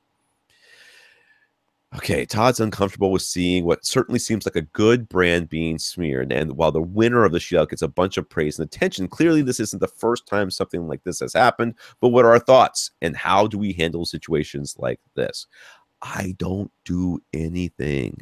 I stop reading those threads. Believe me, dude, there are people right now that will, on a moment's notice, run to a forum where somebody mentions something good about me personally as a reviewer or as this podcast or anything, and will immediately post something. If Tom Andry said it, it must not be true because he is an idiot and blank and expletive and all these other things. Dude's got nothing to do. He's got a Google alert set up that says my name comes up on AVS. He's got to go in there and badmouth me. What do? I don't do a damn thing. And I don't care. I don't care. I can do nothing to stop that person. And just like this, I can do nothing to stop these people from doing this. And yes, I think they're wrong. I think empirically and objectively, you could show how wrong they are. And I think that no matter how much evidence you show, there's still people that think the world is flat right now. What are you going to do? I can't convince them it's not flat. They're like, no, it's flat still. It's flat. I'm like, all right. Yeah, it's on the back of a turtle too. Shut up. Yeah, no, time takes care of this. Yes. Now, this is a frequent thing, and this would occasionally bother me too, because one person will post one shootout, or especially they'll post one set of measurements. Right. And the forums, for whatever reason, like to take that as gospel for a couple of weeks, or maybe a couple of months, maybe even a year or two. Sometimes that happens until the next one comes out, which can be the polar opposite, with no more supporting evidence than, well, here are my measurements that say differently. And all of a sudden, one of them is the devil, one of them is Jesus himself, and there's a big fight about it. And then another year, everybody completely forgets about it because they moved on to the next thing. Right. The forums are absolutely an echo chamber. It's one of the reasons Tom and I don't spend much, if any, time on a lot of the popular. We don't post there, that's for sure. And I mean, this is a huge reason why I continue to love doing the podcast, because I went through the whole thing of trying to find the information. Because I mean, where else are you going to go besides the forums? And there is really good information on the forums, but you have to sift through so much BS and unwelcome and just sometimes write down vitriolic language to get to it. And you essentially have to know enough beforehand to be able to recognize the good information and filter out the bad information. God help you on some forums or some threads if you mention SVS in a positive light. Right. I mean, which is crazy because at one point they were the new darling on the block, right? Then when I first started this thing, SVS cylinders were all they sold. They didn't even have amps in them, right? These guys were building them out of their garage, and people were like, these are the best things. These are the second coming. My cat exploded when I got the part 571. It just exploded. I got cat fur everywhere. It was awesome. I can't breathe anymore because of that fur. No, it's just let it go. It happens all the time. There's always a new speaker that comes out that's at Best Buy or Rite Aid or whenever you said London Drugs. I don't know what that was. That people are like, oh my, I bought it. It was $30. It's the best. It's blowing away my $10,000 Magnapans. Like, no, it is not. You are an insane person. But people will go out and buy it. Like, I can't believe how good these are. These are only $30. I'm like, you know what? It's really easy to impress somebody who's never heard that many speakers and with a $30 speaker, because they're like, wow, I didn't think speakers could be this loud for $30. And then that's all you have to do. I mean, the stuff that is true stands the test of time. That's right. And the stuff that isn't falls by the wayside and ultimately gets forgotten about, sometimes to the detriment of the community, because sometimes it's good to remember the pitfalls so that when they show up again, you can recognize them. But yeah, I mean, that's a huge part of why we do the podcast. We're very cyclical. We're trying to save people time and money. And it's like people are like, you keep recommending the same brands. I'm like, I do for now. Yeah, I do. Until it changes. Until it changes. I mean, it wasn't that long ago that I was like, Yamaha? Nope. Forget it. In fact, denim wasn't even that high on my list. Oh, yeah. There was a time of the denim was quite low on my list. I mean, they were, I mean, and then they just, and Onkyo was the bomb. It's like, if you bought a receiver, you had to buy an Onkyo because they had the feature set and the prices were good. And that's all I recommended. Now, I'm sorry, dude. It's not like there's huge gaps, we're trying to go for what we think is the highest value, but this, don't worry about the echo chamber. Time will bear it out. It'll be okay. Step away from the forums, sir. That's what we've done, and we recommend all of you do it too. We come to us. We will help you. Mitch has some questions about Odyssey microphone placement. He got the new Odyssey Editor app, and it gives recommendations for microphone placement, including the advice that all microphone positions should be within the left and right boundaries created by the front, left, and right speakers, i.e. the microphone should be somewhere between the left and right front speakers for all measurements. Mm-hmm. That kind of totally makes sense, but go on. And that all measurement positions should be within 2 feet of the first measurement position. All right, we recently linked to a YouTube tutorial from AV Forums. Their advice was very similar, but with the additional tip that at least 1 foot of free air, or a bubble, as Rob called it, should be around the microphone no matter what. So what happens when your primary seat isn't exactly dead center? Where he sits is slightly offset to the right. Should that still be measurement position number 1, or should he sit perfectly center? Or should he perfectly center the mic between his front, left, and right speakers, even though that isn't actually where he sits? That's a good question. It is a very good question. Now, I believe, didn't we ask Chris Caracas guy about this? Didn't we ask him about this? I don't remember if this was a specific question that was But asked. I thought it kind I of don't came recall. up. I thought it kind of came up. I don't remember what he said. So I'm going to go with what I do. Okay. Okay. So he sits, and this is not unlike where I sit. Right. I sit just a little bit. So like, if you're looking, are you showing the image? I am. The image is just like his cup holder on his left is just a little bit past the center line. So like his like left knee is probably dead center on the center channel. Yeah, that sounds about right. That's his seat. So he's sitting a little bit to the right of where Yeah, just slightly. I mean, he's not way over to the right by any means. He's just a little off center, a little bit to the right. So Odyssey, if you look at their images for what they do, they have a 4-seater couch, and they're saying the first position should be dead center of the couch, even though that isn't really a seat. It's like not splitting the 2 seats of a 4-seater You're going to sit couch. in the crack, and no sane person sits on the crack on purpose. No sane person does that. So what does this mean? I'll be honest. I'll tell you what I do. I center the microphone in the space. Uh-huh. And then I measure around the microphone, sort of kind of how they recommend. Mm-hmm.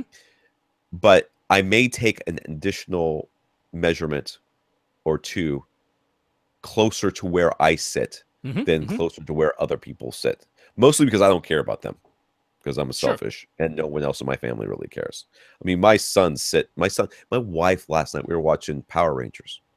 Huh. Got to remind me to talk about the elevation speakers. Watching Power Rangers. She sat on the back right. She was sitting 2.5 to 3 feet behind the side surround speaker. Everything was happening in front of her. She didn't get up and say, it's so weird. Nope, never crossed her mind. So, I do it a little bit more to my side. Now, if you said I centered it on my seat because that's where I sit, I'd be like, that's cool. You can do that too. I wouldn't have any problem with that whatsoever. None. So, I mean, the way that I come at this is as a logic problem as opposed to a where I sit problem. Because to me, position number 1 is what sets all of your speaker distances and levels. Right. And the notion is that if you're setting the distances, you're not really caring about where someone is actually sitting. You're caring about what should be the time alignment of all the speakers. Where should they all perfectly line up time-wise? And that ought to be dead center. Now, if you sit way off center, then that doesn't totally make sense. Then it makes sense to put the measurement position somewhere a little bit closer to your seat. This dude's like 8 inches away from dead center. Maximum would be a foot off center, right? Yeah. So in his case, I think it's probably 6 of one, half dozen of another. I would suggest dead centering the mic for position number 1, because position number 1 does not set all of your equalization. That's not what it does. That's what all the other measurement positions are for, is to get a spatial average so that it can make a good equalization that sounds fairly uniform, at least in this 2-foot radius around position number 1, which should contain your primary seats, plural, right? That's the whole idea of the format. But position number 1 is setting your levels and distances. It should be, if it's not completely unreasonable for where you sit, dead center. And in your case, it isn't completely unreasonable. So I would put position number 1 dead center. He says there's a 1-foot bubble recommendation, mean that I didn't skip a question, did I? No, okay. Nope. That all the measurement positions after 1 should be at least 1 foot away from position 1. What's more important, that all of the additional positions be at least 1 foot away, or that be no further than 2 feet away? And would a cluster of closer measurements be better, or should they be spread out as spread out as possible within 2-foot radius of position number 1? I gotta be honest. I'm looking at their little recommendations here. That is not 2 feet, dude. I mean, Odyssey's recommendations is not like you take a measurement that there's a couple behind, a couple in front that might be 2 feet. But I'm looking at them. Are you showing this? Yep. The middle one, right? Measurement 2 and measurement 3 are not 2 feet away. Measurement 5, 4, and 6 are definitely not 2 feet away from measurement 1. So, I mean, take it with a grain of salt. But Chris Kyriakakis, when we were, I'm so totally saying his name wrong, right? Kyriakakis. I'm pretty close. Yeah. Anyways, he's just like, just move it around. Just move it. Move it a couple of feet over here, move it a little bit over there, move it in front, move it up, move it down. I mean, you're trying to get a spatial average here. But the main thing is that to not think of the microphone positions as seats. That's the thing to get away from, because like in this particular case, he has seats that are over to the side. Sure. And you do not want to put that microphone over there. Yeah, because some people are going to say, I have 4 seats. Shouldn't I put the microphone in each of those 4 seats, right? And which is a perfectly logical way of thinking. What the directions are trying to tell you is, no, you start with position number 1, that should be dead ahead center, and then the rest of your measurements should be within a 2-foot radius around that position. If you have some seat way over to the side of your room, don't put the microphone over there just because it's a seat. Try to stay within this sort of, 4-foot wide bubble around position. And if you look at that, the middle measurement from Odyssey recommendations, they are taking measurements in places that aren't seats. That's correct. And every single, well, actually all of them really, 5, 7, and 8 all are outside of a seat. Yeah. Sometimes 4 and 6 are as well. Yeah. Sometimes 2 and 3 are. So, the idea here is that you're just trying to get a spatial average around there. Doesn't really matter for the seats, because the sound's not going, oh, well, there's a seat here, so I have so to I'm going to be special. Yeah. Special for this. It's just air passing through. So you leave your chairs and everything where they're at, and then you take this kind of average around. And that's exactly what Chris told us. Yeah. It's just take it all the way around there. No, you know what works really well is you get a microphone stand with a boom arm. Yeah. You start with position number 1, then you put the stock of the microphone stand in position number 1, and you swing the boom around, because then you just have that radius going around position number 1. Can I just say that I'm extremely intimidated by the number of speakers these Odyssey recommendations have at the front. I don't know what's going on there. Yeah. What the hell is going on? There is 1, 2, 3, 4, 5, 6, 7 minimum speakers up there. I'm not sure what those other little boxes are, but there's at least 7 speakers at the front of this room. I guess that's the 5 screen speakers you might find at a theater plus 2 heights. Maybe that's what's going on. There's 3, right? So there's front, middle. No, there's like left, center, right, front, left, right, wide speakers. They've got to be wide. It's got to be wide. You know what it is? It's Odyssey DSX. That's what heights they're showing. And wides. Heights and wides. That's what's going on there. There's just a stupid number of speakers. All right. He says that if he starts with his actual primary seat and he follows Odyssey or the AV Forum's recommendations for positions 2 through 8, there's no actual seat directly to his right. And if he went the full 2 feet to the right, he'd be very close to going past the boundary created by the front right speaker. So how should he handle that situation? I mean, just like we said, just swing the arm. Yeah, don't actually start in your primary seat. Start dead center, and then keep it within a 2-foot radius around that. The instructions say that to have the microphone at ear height, but what if the seat reclines? So ear height is variable. What height is best? Yeah, so this is the thing that's is very, very interesting to me as well, because you want to keep that bubble, that 1-foot bubble, right? Mm-hmm. So but and Chris said you can lower the microphone down. Mm-hmm. You can lower it down. So you could actually take a measurement behind your seat, which would be behind your seat, but recline your seat and put the microphone 1 foot above where the back of the seat is. Where you're as it was reclined above the seat where your head would be, 1 foot above what your head, the actual thing. You could do that. I mean, but he said take height. I mean, you can usually do like 8 or 9 measurements with these things. Sometimes typically 8. That's what most of them. So yeah, but what height is best? I think most of these measurements should all be taken at seated ear height. Yeah, that's what I think. Which is the recommendation. You could take 1 or 2 that's lower or higher as well. He did say that. So yep, I mean, there's absolutely. no reason. Yeah. In the end, as long as you are taking multiple measurements around and you're not screwing it up too bad by having boundary reinforcement going on or that sort of thing, you're going to end up with a pretty good result. That's kind of what Chris said as well. As long as you're following the directions as best you can and not overthinking it. I mean, because remember, this is supposed to be the room. I mean, yeah, I don't think that it would be a complete disaster if you took your measurement microphone. You said, I already did Odyssey, and I made my seat be the center, and I did 2 feet all the way around it, but I made sure there was no boundary reinforcement. There's nothing in the way. But I centered it off 8 inches to the right instead of where I should have put it. I'd be like, whatever, dude. I mean, if you don't want to go through the hassle of doing it again, that's fine. But technically, you should put it straight smack in the center, and that's what I do. I mean, I put it smack in the center, which is kind of almost exactly how you have yours set up, and it's fine. It's fine. So, should recliners be in their full upright position when you're measuring, or should they be reclined? Well, how do you normally listen?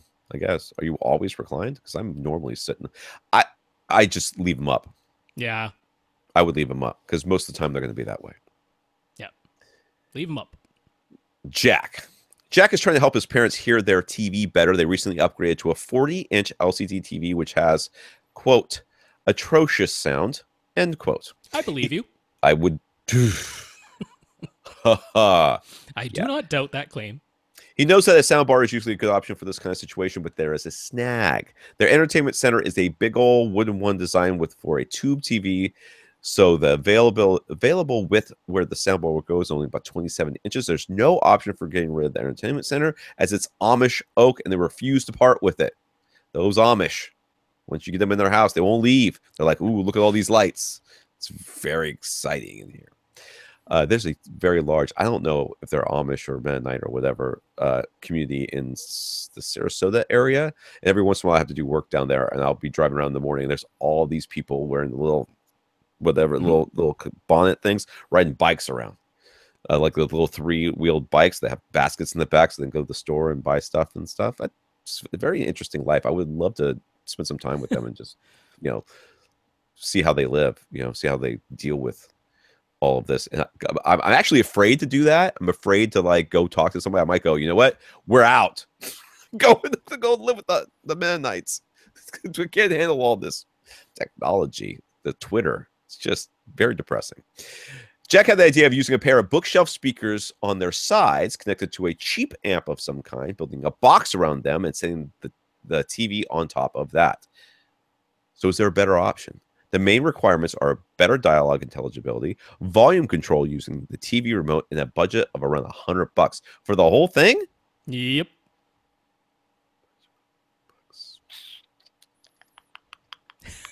So I just first said, before I found out his budget, because that was said in a second email, my first thought was this is a candidate for a sound base rather than a sound bar. Yeah, sound base is basically what he's suggesting to build. So a sound base, if you're not familiar with one of these, it's basically a sound bar that's in a box big enough to put your TV on top of.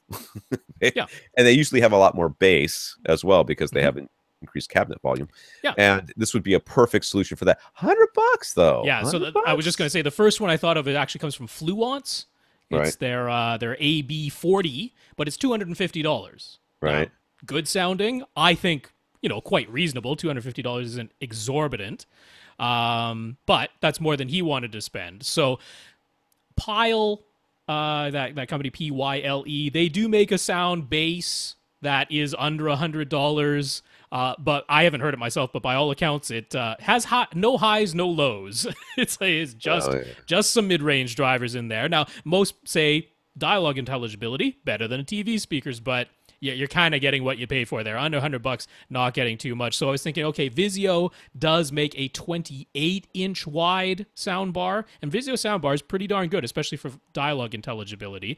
Now, I don't know. I mean, he said a 40-inch TV, which would be 30-something inches wide itself. Right. So I'm wondering if maybe his estimate of how wide this cabinet is, either the TV is smaller than he thought or the cabinet is wider than he thought, because otherwise a 40-inch...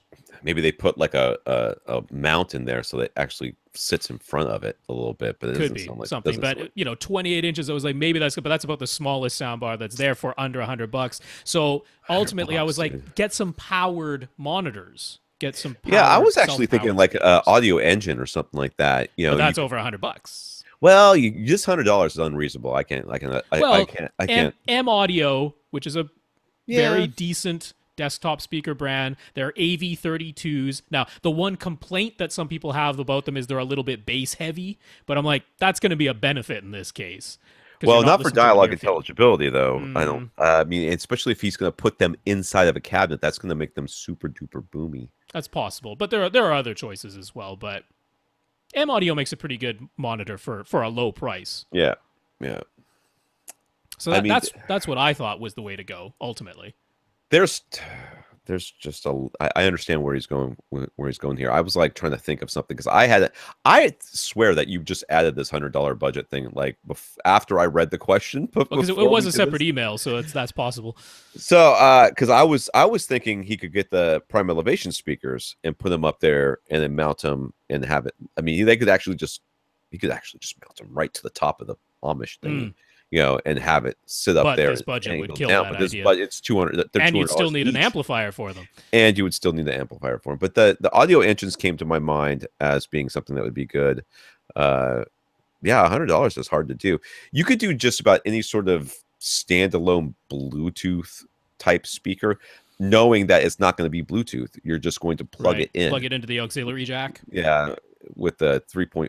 It might have RCA inputs, or just might have a headphone type input, and you would just get RCA to headphone and do it that way, or the 3.5 millimeter. You could do something like that. I mean, Craigslist for a thing, I guess, but measure and make sure that you know how wide this thing actually is. I actually think the sound bases are his best bet. I think that overall, I mean, that's what I would go for. Is just to get it for under $100. You're looking at a not fantastic one. That's just the way it goes. Maybe save up a bit. So he asks if he goes for a pair of speakers and he lays them on their sides. So you position the tweeters on the outsides or the insides? Outsides. I mean, I would put them on the outsides, honestly. But these are left-right, so a little 6 of one, half dozen of the other. That would be non-optimal placement anyways. I would be more worried about them being front ported than worrying about what side the tweeter is going to be on. But yes, I would put them on the outside. Yeah. If you ever see a sound bar that has tweeters, a single tweeter and a single woofer, the tweeter is always on the outside. Yeah. And the woofer is always on the inside. Aiden says this theater is hot. The temperature in the theater gets up to 80 degrees while the rest of the house is 74. Dude, I want to live in your house right now. Like right now. It's so hot here.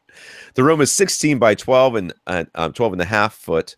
It's a former bedroom with only one AC vent that's located directly above the projector. He emailed before about condensation concerns. Do you remember that email? Yeah.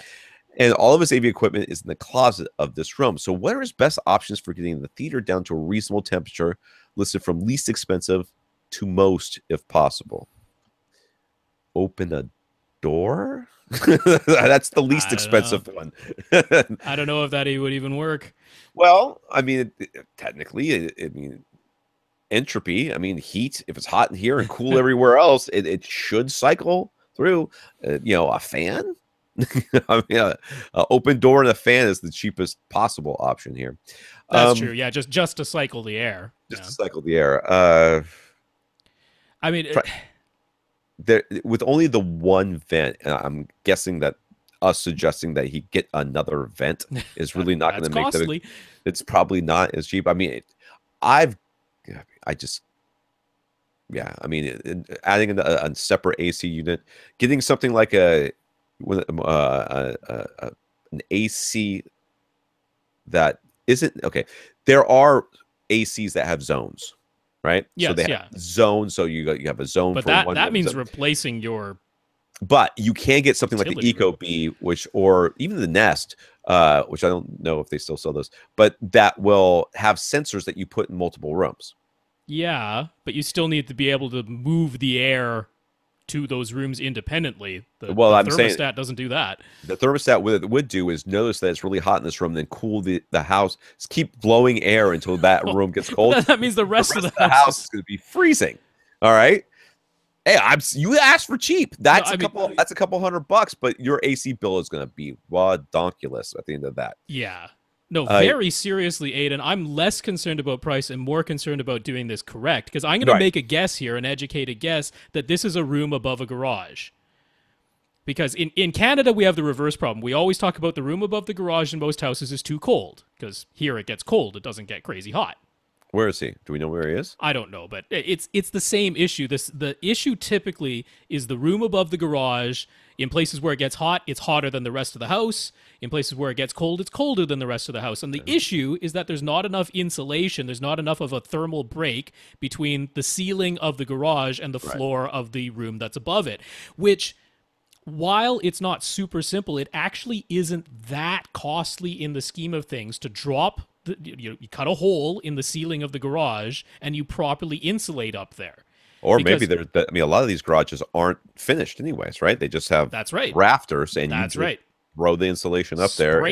Spray foam the thing if you can, because that is a complete thermal break. Spray foaming the ceiling of your garage is also an excellent idea in terms of carbon monoxide safety, because spray foam doesn't allow any gases to escape, and you don't want that happening either. It's super common. I'm guessing now I could be wrong. There could be another reason why this room is hot and the rest of the rooms aren't, but that is by far the most common culprit. And if it is the case, that is the proper thing to do here, is to insulate properly between the garage and the room that's above it, because that solves your issue, but it takes care of the actual source of the problem. But I mean, in the end though, if you've got 2 or 3 people in a small theater with a projector on, it's gonna get hot. That's true, but there's really no getting around that unless you have a way of forcing air to to cycle through, which means a fan, or just making sure that, because if this is a bedroom, I'll bet you the air return is simply the gap under the door to the hallway outside. And what you actually need, if it isn't the room above the garage situation, what you actually need is an air return, because the AC is going to be pumping in. That's already there. The problem is getting the hot air out. That's the problem. You may just, it may be above the door, putting some sort of or a vent into the attic. Right, absolutely, and just getting that hot air out. Yeah, because most bedrooms, the air return is just the gap under the door to the hallway. That's what mine is, and that's I know that's my problem. I absolutely know that's what my problem. When it gets hot in here, that's exactly the problem. It's just that there's no way for the air to get out, and I have this is an add-on. This bedroom is an add-on. It's a flat roof above me. I got nothing up there for me to stuff. So I'd have to get a door that had grates in it or whatever to get the air out, basically. Mark on Twitter, Gick Acoustics offers scatter plates as optional add-on for any of their absorption panels. Is it a good idea to pay the extra to add them on? How do you know when you need them or not? Okay, so we talked earlier in this podcast about, with the the minimum or the recommended absorption. If you are going beyond the recommended absorption and you want to make sure that you're not over absorbing, then you could add absorptive panels, which could act as more base absorption, basically, lower end absorption, but you don't want it to do any more high end absorption. So you put these scatter plates on top to act as diffusers for the high end while still allowing for more absorption in the mid range and lower ends. So that's what they're for. Yeah, so if you have more than 30% of your room's total surface area, so this is surface area, not volume, take the surface area of your room. If more than 30% of that is covered by something absorptive, and a carpet on top of a thick pad counts, then you want to start looking at adding diffusion back in if you are adding any more absorption to that room. Right. So that's where you'd start to, and the whole idea behind acoustic treatments is time. That's what we're trying to manage. We're trying to manage the decay times of the frequencies. Now, there should be a natural rise in decay times as you go from the highest frequencies to the lowest. The lowest frequencies have longer wavelengths, take longer to form anyway. They should take a little bit longer to decay. That's natural. That's normal. It wouldn't be a completely flat line. But what you don't want is for the decay times from high to low to look jaggy. That's what we're trying to avoid. It should be a smooth line that is rising from high to low. So the more absorption that you add, the thicker the absorption, the more it'll affect the lower frequencies, but that can start to overdamp the high frequencies so that, instead of being a smooth, gradual line, it starts to elbow off and drop too much in the high frequencies. You add in some scatter plates, that gets you back a little bit of that high-end energy. So once you start absorbing more than 30% of the room surfaces, you add diffusion back in. All right, we'll do one more, then we'll do a review of these elevation speakers. Yeah. Carl wants to make sure his Denon AVR X7200WA is simply passing through his video signals. He sent pictures of his settings menus, and the menus are a bit vague and are frustrating regarding this matter. So can we help him make sure his settings are correct? So looking at the first one. Yes. Video HDMI setup. Is that the one we're looking at? That's the first one. All right. Let's look here. He's got HDMI out, AVR. Okay. Audio out, So AVR. none of this, even though, and I know the one that's going to be the key that he's probably thinking of, but none of this actually affects the video signal that's going through the AV The one receiver. you're looking at here is the HDMI pass-through. What that is when you turn your receiver off. If you want your source to pass through the receiver, go to the TV, and so that your TV can play the content and the sound can come out of your flat panel. Yeah. Because apparently you spent all this money for all this stuff so that you can hear crappy sound. It's going to allow that through, and it's going to, which source is it going to pass through? Whatever you were watching last. Yeah, that's the way he has it set right now. Yeah. You can also say, okay, every time I turn this receiver into standby mode, pass through the signal from the cable box input, because that's the only one I ever want to pass through, or something like it. It lets you choose which input or just whichever was the last active one, which is the way he has it set now. So that's, if you're using that, that's fine. But if you're not using the pass through, you don't have to have HDMI pass through set to on in order to let video go through your AV receiver without being futzed with by the AV receiver. That's not what that language refers to. And it should say standby pass through. That's really what it should say. It's called. That's what it's called. And Carl, if you're at this point going, that is, why would anybody want that? We are on the same page, sir, you and I. Now, here the other one is the auto lip sync. Now, maybe he's thinking, if I turn that on, maybe it's futzing with the video signal. It's not. You can turn that on. That's fine. Yeah. So you can turn the lip sync on. The important one here is HDMI control. You have that to off. Yes. That is good. Good on you, Thumbs up on that one. I don't know if you did it yourself or it was just the way it came. Default. You were okay on that one. So let's go to the next one here. Yes. I like how we see his hands taking the pictures. Ah, right. Shout out. All right. Video output settings. Video mode to auto. Video conversion to off. Well, there you go. It's not. You're done. You're not. You have correctly set it so that it will not futz with your video signal as it passes through. Let's go on. That's really about it. I mean, that's kind of. Now, the one thing I will mention is those settings are per input. So if you set it for one input that has not set it for all of them, you need to go through every input that you use and make sure that's the setting. I just looked at my receiver and got angry at it because now I'm wondering whether or not I have to do that. I'm pretty sure I would have noticed I only got like 3 inputs. 2 inputs. Yeah, video conversion off is the key setting for all of this. Yes. Video conversion is the thing that will futz with the video that's being passed through the AV receiver. You turn that off, you've essentially done your job. That's and you've got the video mode to audio is fine too. All right. Yeah. So the next one, which we're going to look at, even though it has absolutely nothing to do with anything you asked for, because we're going to fix it. He's got multi-EQ XT32 set to reference. Now that's fine. That's a preference thing. It's going to be reference or flat, or in the case of this one, it does have that front left-right bypass thing that you should avoid like the plague. Yeah. I would consider at least testing between reference and flat just to hear it. Sure. You might not notice a difference, in which case, whatever one is the easy you last listened to when you were testing it, you just leave it there. Yeah. You have dynamic EQ set to off. I would put that on. I would too. Now, to be fair, sometimes people put that on, and when they are listening at night and they turn the volume down, they find that the bass is too loud because it does attempt to keep the bass audible. That's what dynamic EQ is mostly all about, is keeping your bass and your surround effects. But I would at least test it on the on setting. Yeah. Okay. You then have dynamic volume set to medium. I would turn that to off. Or low. I'm okay with low for that. I would turn that to off. Yeah. What this does is try to make the lows louder and the highs softer so that the volume stays the same. Levels we're talking about, not frequencies. Not frequencies. Volume stays the same, more the same across. So if it goes from really soft to I don't know if you can see this on the video, but really soft to really loud, what this does is make the softer ones a little bit louder and the louder ones a little bit softer, so that it's more like this. And if this is the full thing, 12 inches is the full thing, then maybe 10 inches is low, and then maybe 6 inches is medium, and then just all the same volume, not high. I But I think. mean, I'm very okay with someone saying, you know what, I don't really want dialogue to be 20 decibels quieter than the explosions. I find that jarring in a home Yeah, setting, and I'd rather have the difference between those two things be not quite so large. I'm okay with you need like, to know what you're doing. You can't tell yeah, me you don't. If I've seen this, I'm like, why do you have this? You can't say, I don't know. If you say I don't know, then I'm turning it off. sure. So you need to have done this purposefully. Now, the next one is Odyssey LFC. That's low frequency containment. The idea of this one is to keep the lowest sounds from vibrating your neighbors.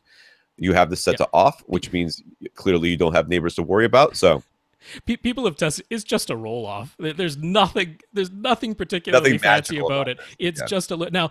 What's interesting is if you turn dynamic EQ on and you find that the problem you have is that at night you turn the volume down but the bass gets too loud. If you have dynamic EQ on and Odyssey LFC on, they kind of counteract each other, and it turns out quite all right at low volume. Because as you increase the volume, both of them act less. Right. Right? As you increase the volume, both of them they don't change the signal very much. It's only when you turn the volume down that you really start to notice what they're doing, and they kind of counteract each other. So that is one kind of solution for being able to keep dynamic EQ on without the bass getting too loud at night when you've got the volume turned way down. So that's it. What do we got here? Infinite Infinite Gary is the last question. Okay, Infinite Gary, you're going to be next week. Yes, All sir. right, I want to talk briefly about these prime elevation speakers. Now, one of the reasons I haven't done a formal review of these things is I had every intention of setting them as main speakers and then just listening to them and getting Right. them a thorough sort of listen to, and it was too much of a hassle and I didn't do it, and that's why I haven't really talked about them.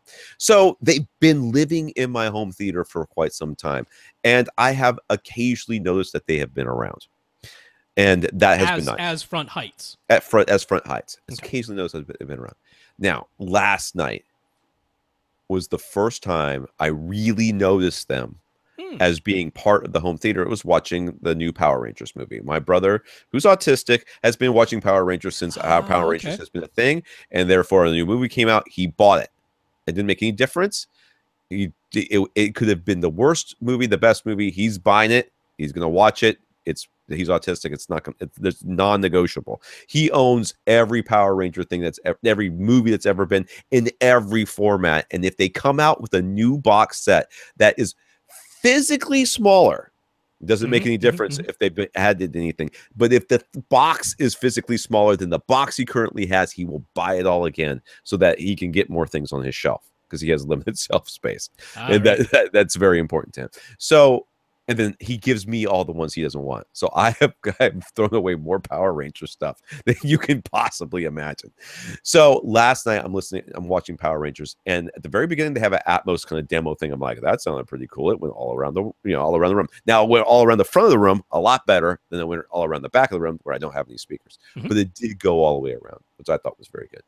But then during the movie, there was quite a few scenes where the Atmos I thought was really well. And I remember I don't have an Atmos receiver, so I'm not actually Atmos. Decoding Atmos. So this is you're using DTS Neo X. Neo X, yeah. The Neo X up mixing. I was doing Odyssey, but I didn't like it as much. I did a Neo X, and it's really quite good. It's really quite good. I like Neo X. That's still my favorite up mixer. And these speakers so seamlessly blend. I realized after this how well they have be integrated into my system without me even knowing they were there. They just add enough, man. But especially during these scenes where that it really had to go around the room. I mean, I've been slowly realizing that I love these speakers a little bit more every time they show up. As far as setting them up, is easy as pie.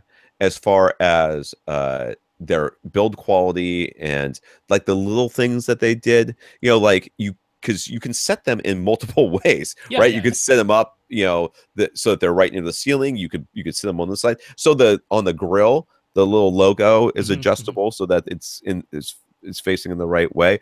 They feel solid in your hand. I mean, for $200, you don't want to pick up the speaker and have it feel like it's a piece of toast. This thing feels solid, like it's a whole bunch of MDF in there. I mean, SVS, I trust that they've got really great build quality and all that, but they integrated so well with the rest of my speakers that I didn't realize how much they were doing until they started doing something. It's kind of like when you buy that second subwoofer, right? And you think to yourself, it's not really doing much. It's kind of actually quieter in here. And all of a sudden, and that's happened to me a number of times over the course of this time. So I'm very, very impressed with these speakers. Good. They have done quite a good job of staying out of the way when they need to, but providing what they need. I have gotten a couple of listeners suggesting that I should get a new receiver, and I'm like, yeah, I should. Yeah, why don't you bring it up with my wife, and we'll see how well that goes for you. But I am looking at that $550 X3300W, thinking, man, it'll only be 5.2.2 though. You've already got more speakers than that. Yeah, You've already got 9 speakers. So I would have to get the 4300. 4300, or the SR6011 from Marantz. I really would like a Marantz. Or 6010 even. SR6010 would work. That could be doable. Yeah, my birthday's in October, so everybody send money. Because that's about the only way that's going to happen. All right. This is AV Rant, the podcast that answers your home theater and AV questions.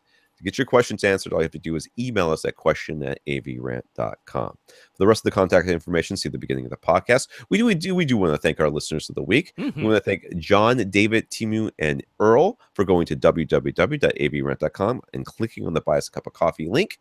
There, they were able to give us a PayPal donation. So thank you, John, David, Timu, and Earl, for helping to support the podcast. Yeah, John, David, Timu, Earl, thank you so much for those donations. Appreciate it. Also want to thank Adam, Todd, and Mark for talking us up to various manufacturers. Thank you, Adam, Todd, and Mark. And I know you're enjoying your purchases. Yeah, Adam, Todd, Mark, congrats on those purchases. Thanks for mentioning us to those retailers and manufacturers. All right. For AV Rant, I'm Tom Andry. And I'm Rob H. I also want to thank Fred because, we are the beacons of rationality. We are. Are you putting the image up right now? Of course I am. I have to have an excuse to put that up there again. We are floating out there amongst the clouds, apparently being blasted by a lighthouse with a if that were real life size, that is a big horn. That is a horn. Big horn. If you think about how large a lighthouse is, but there we are, whispering to you from the heavens. From the heavens. Thank you. Like we Mustafa. appreciate it. Now, dual subwoofers. Buy them. Corner placements, opposite corners.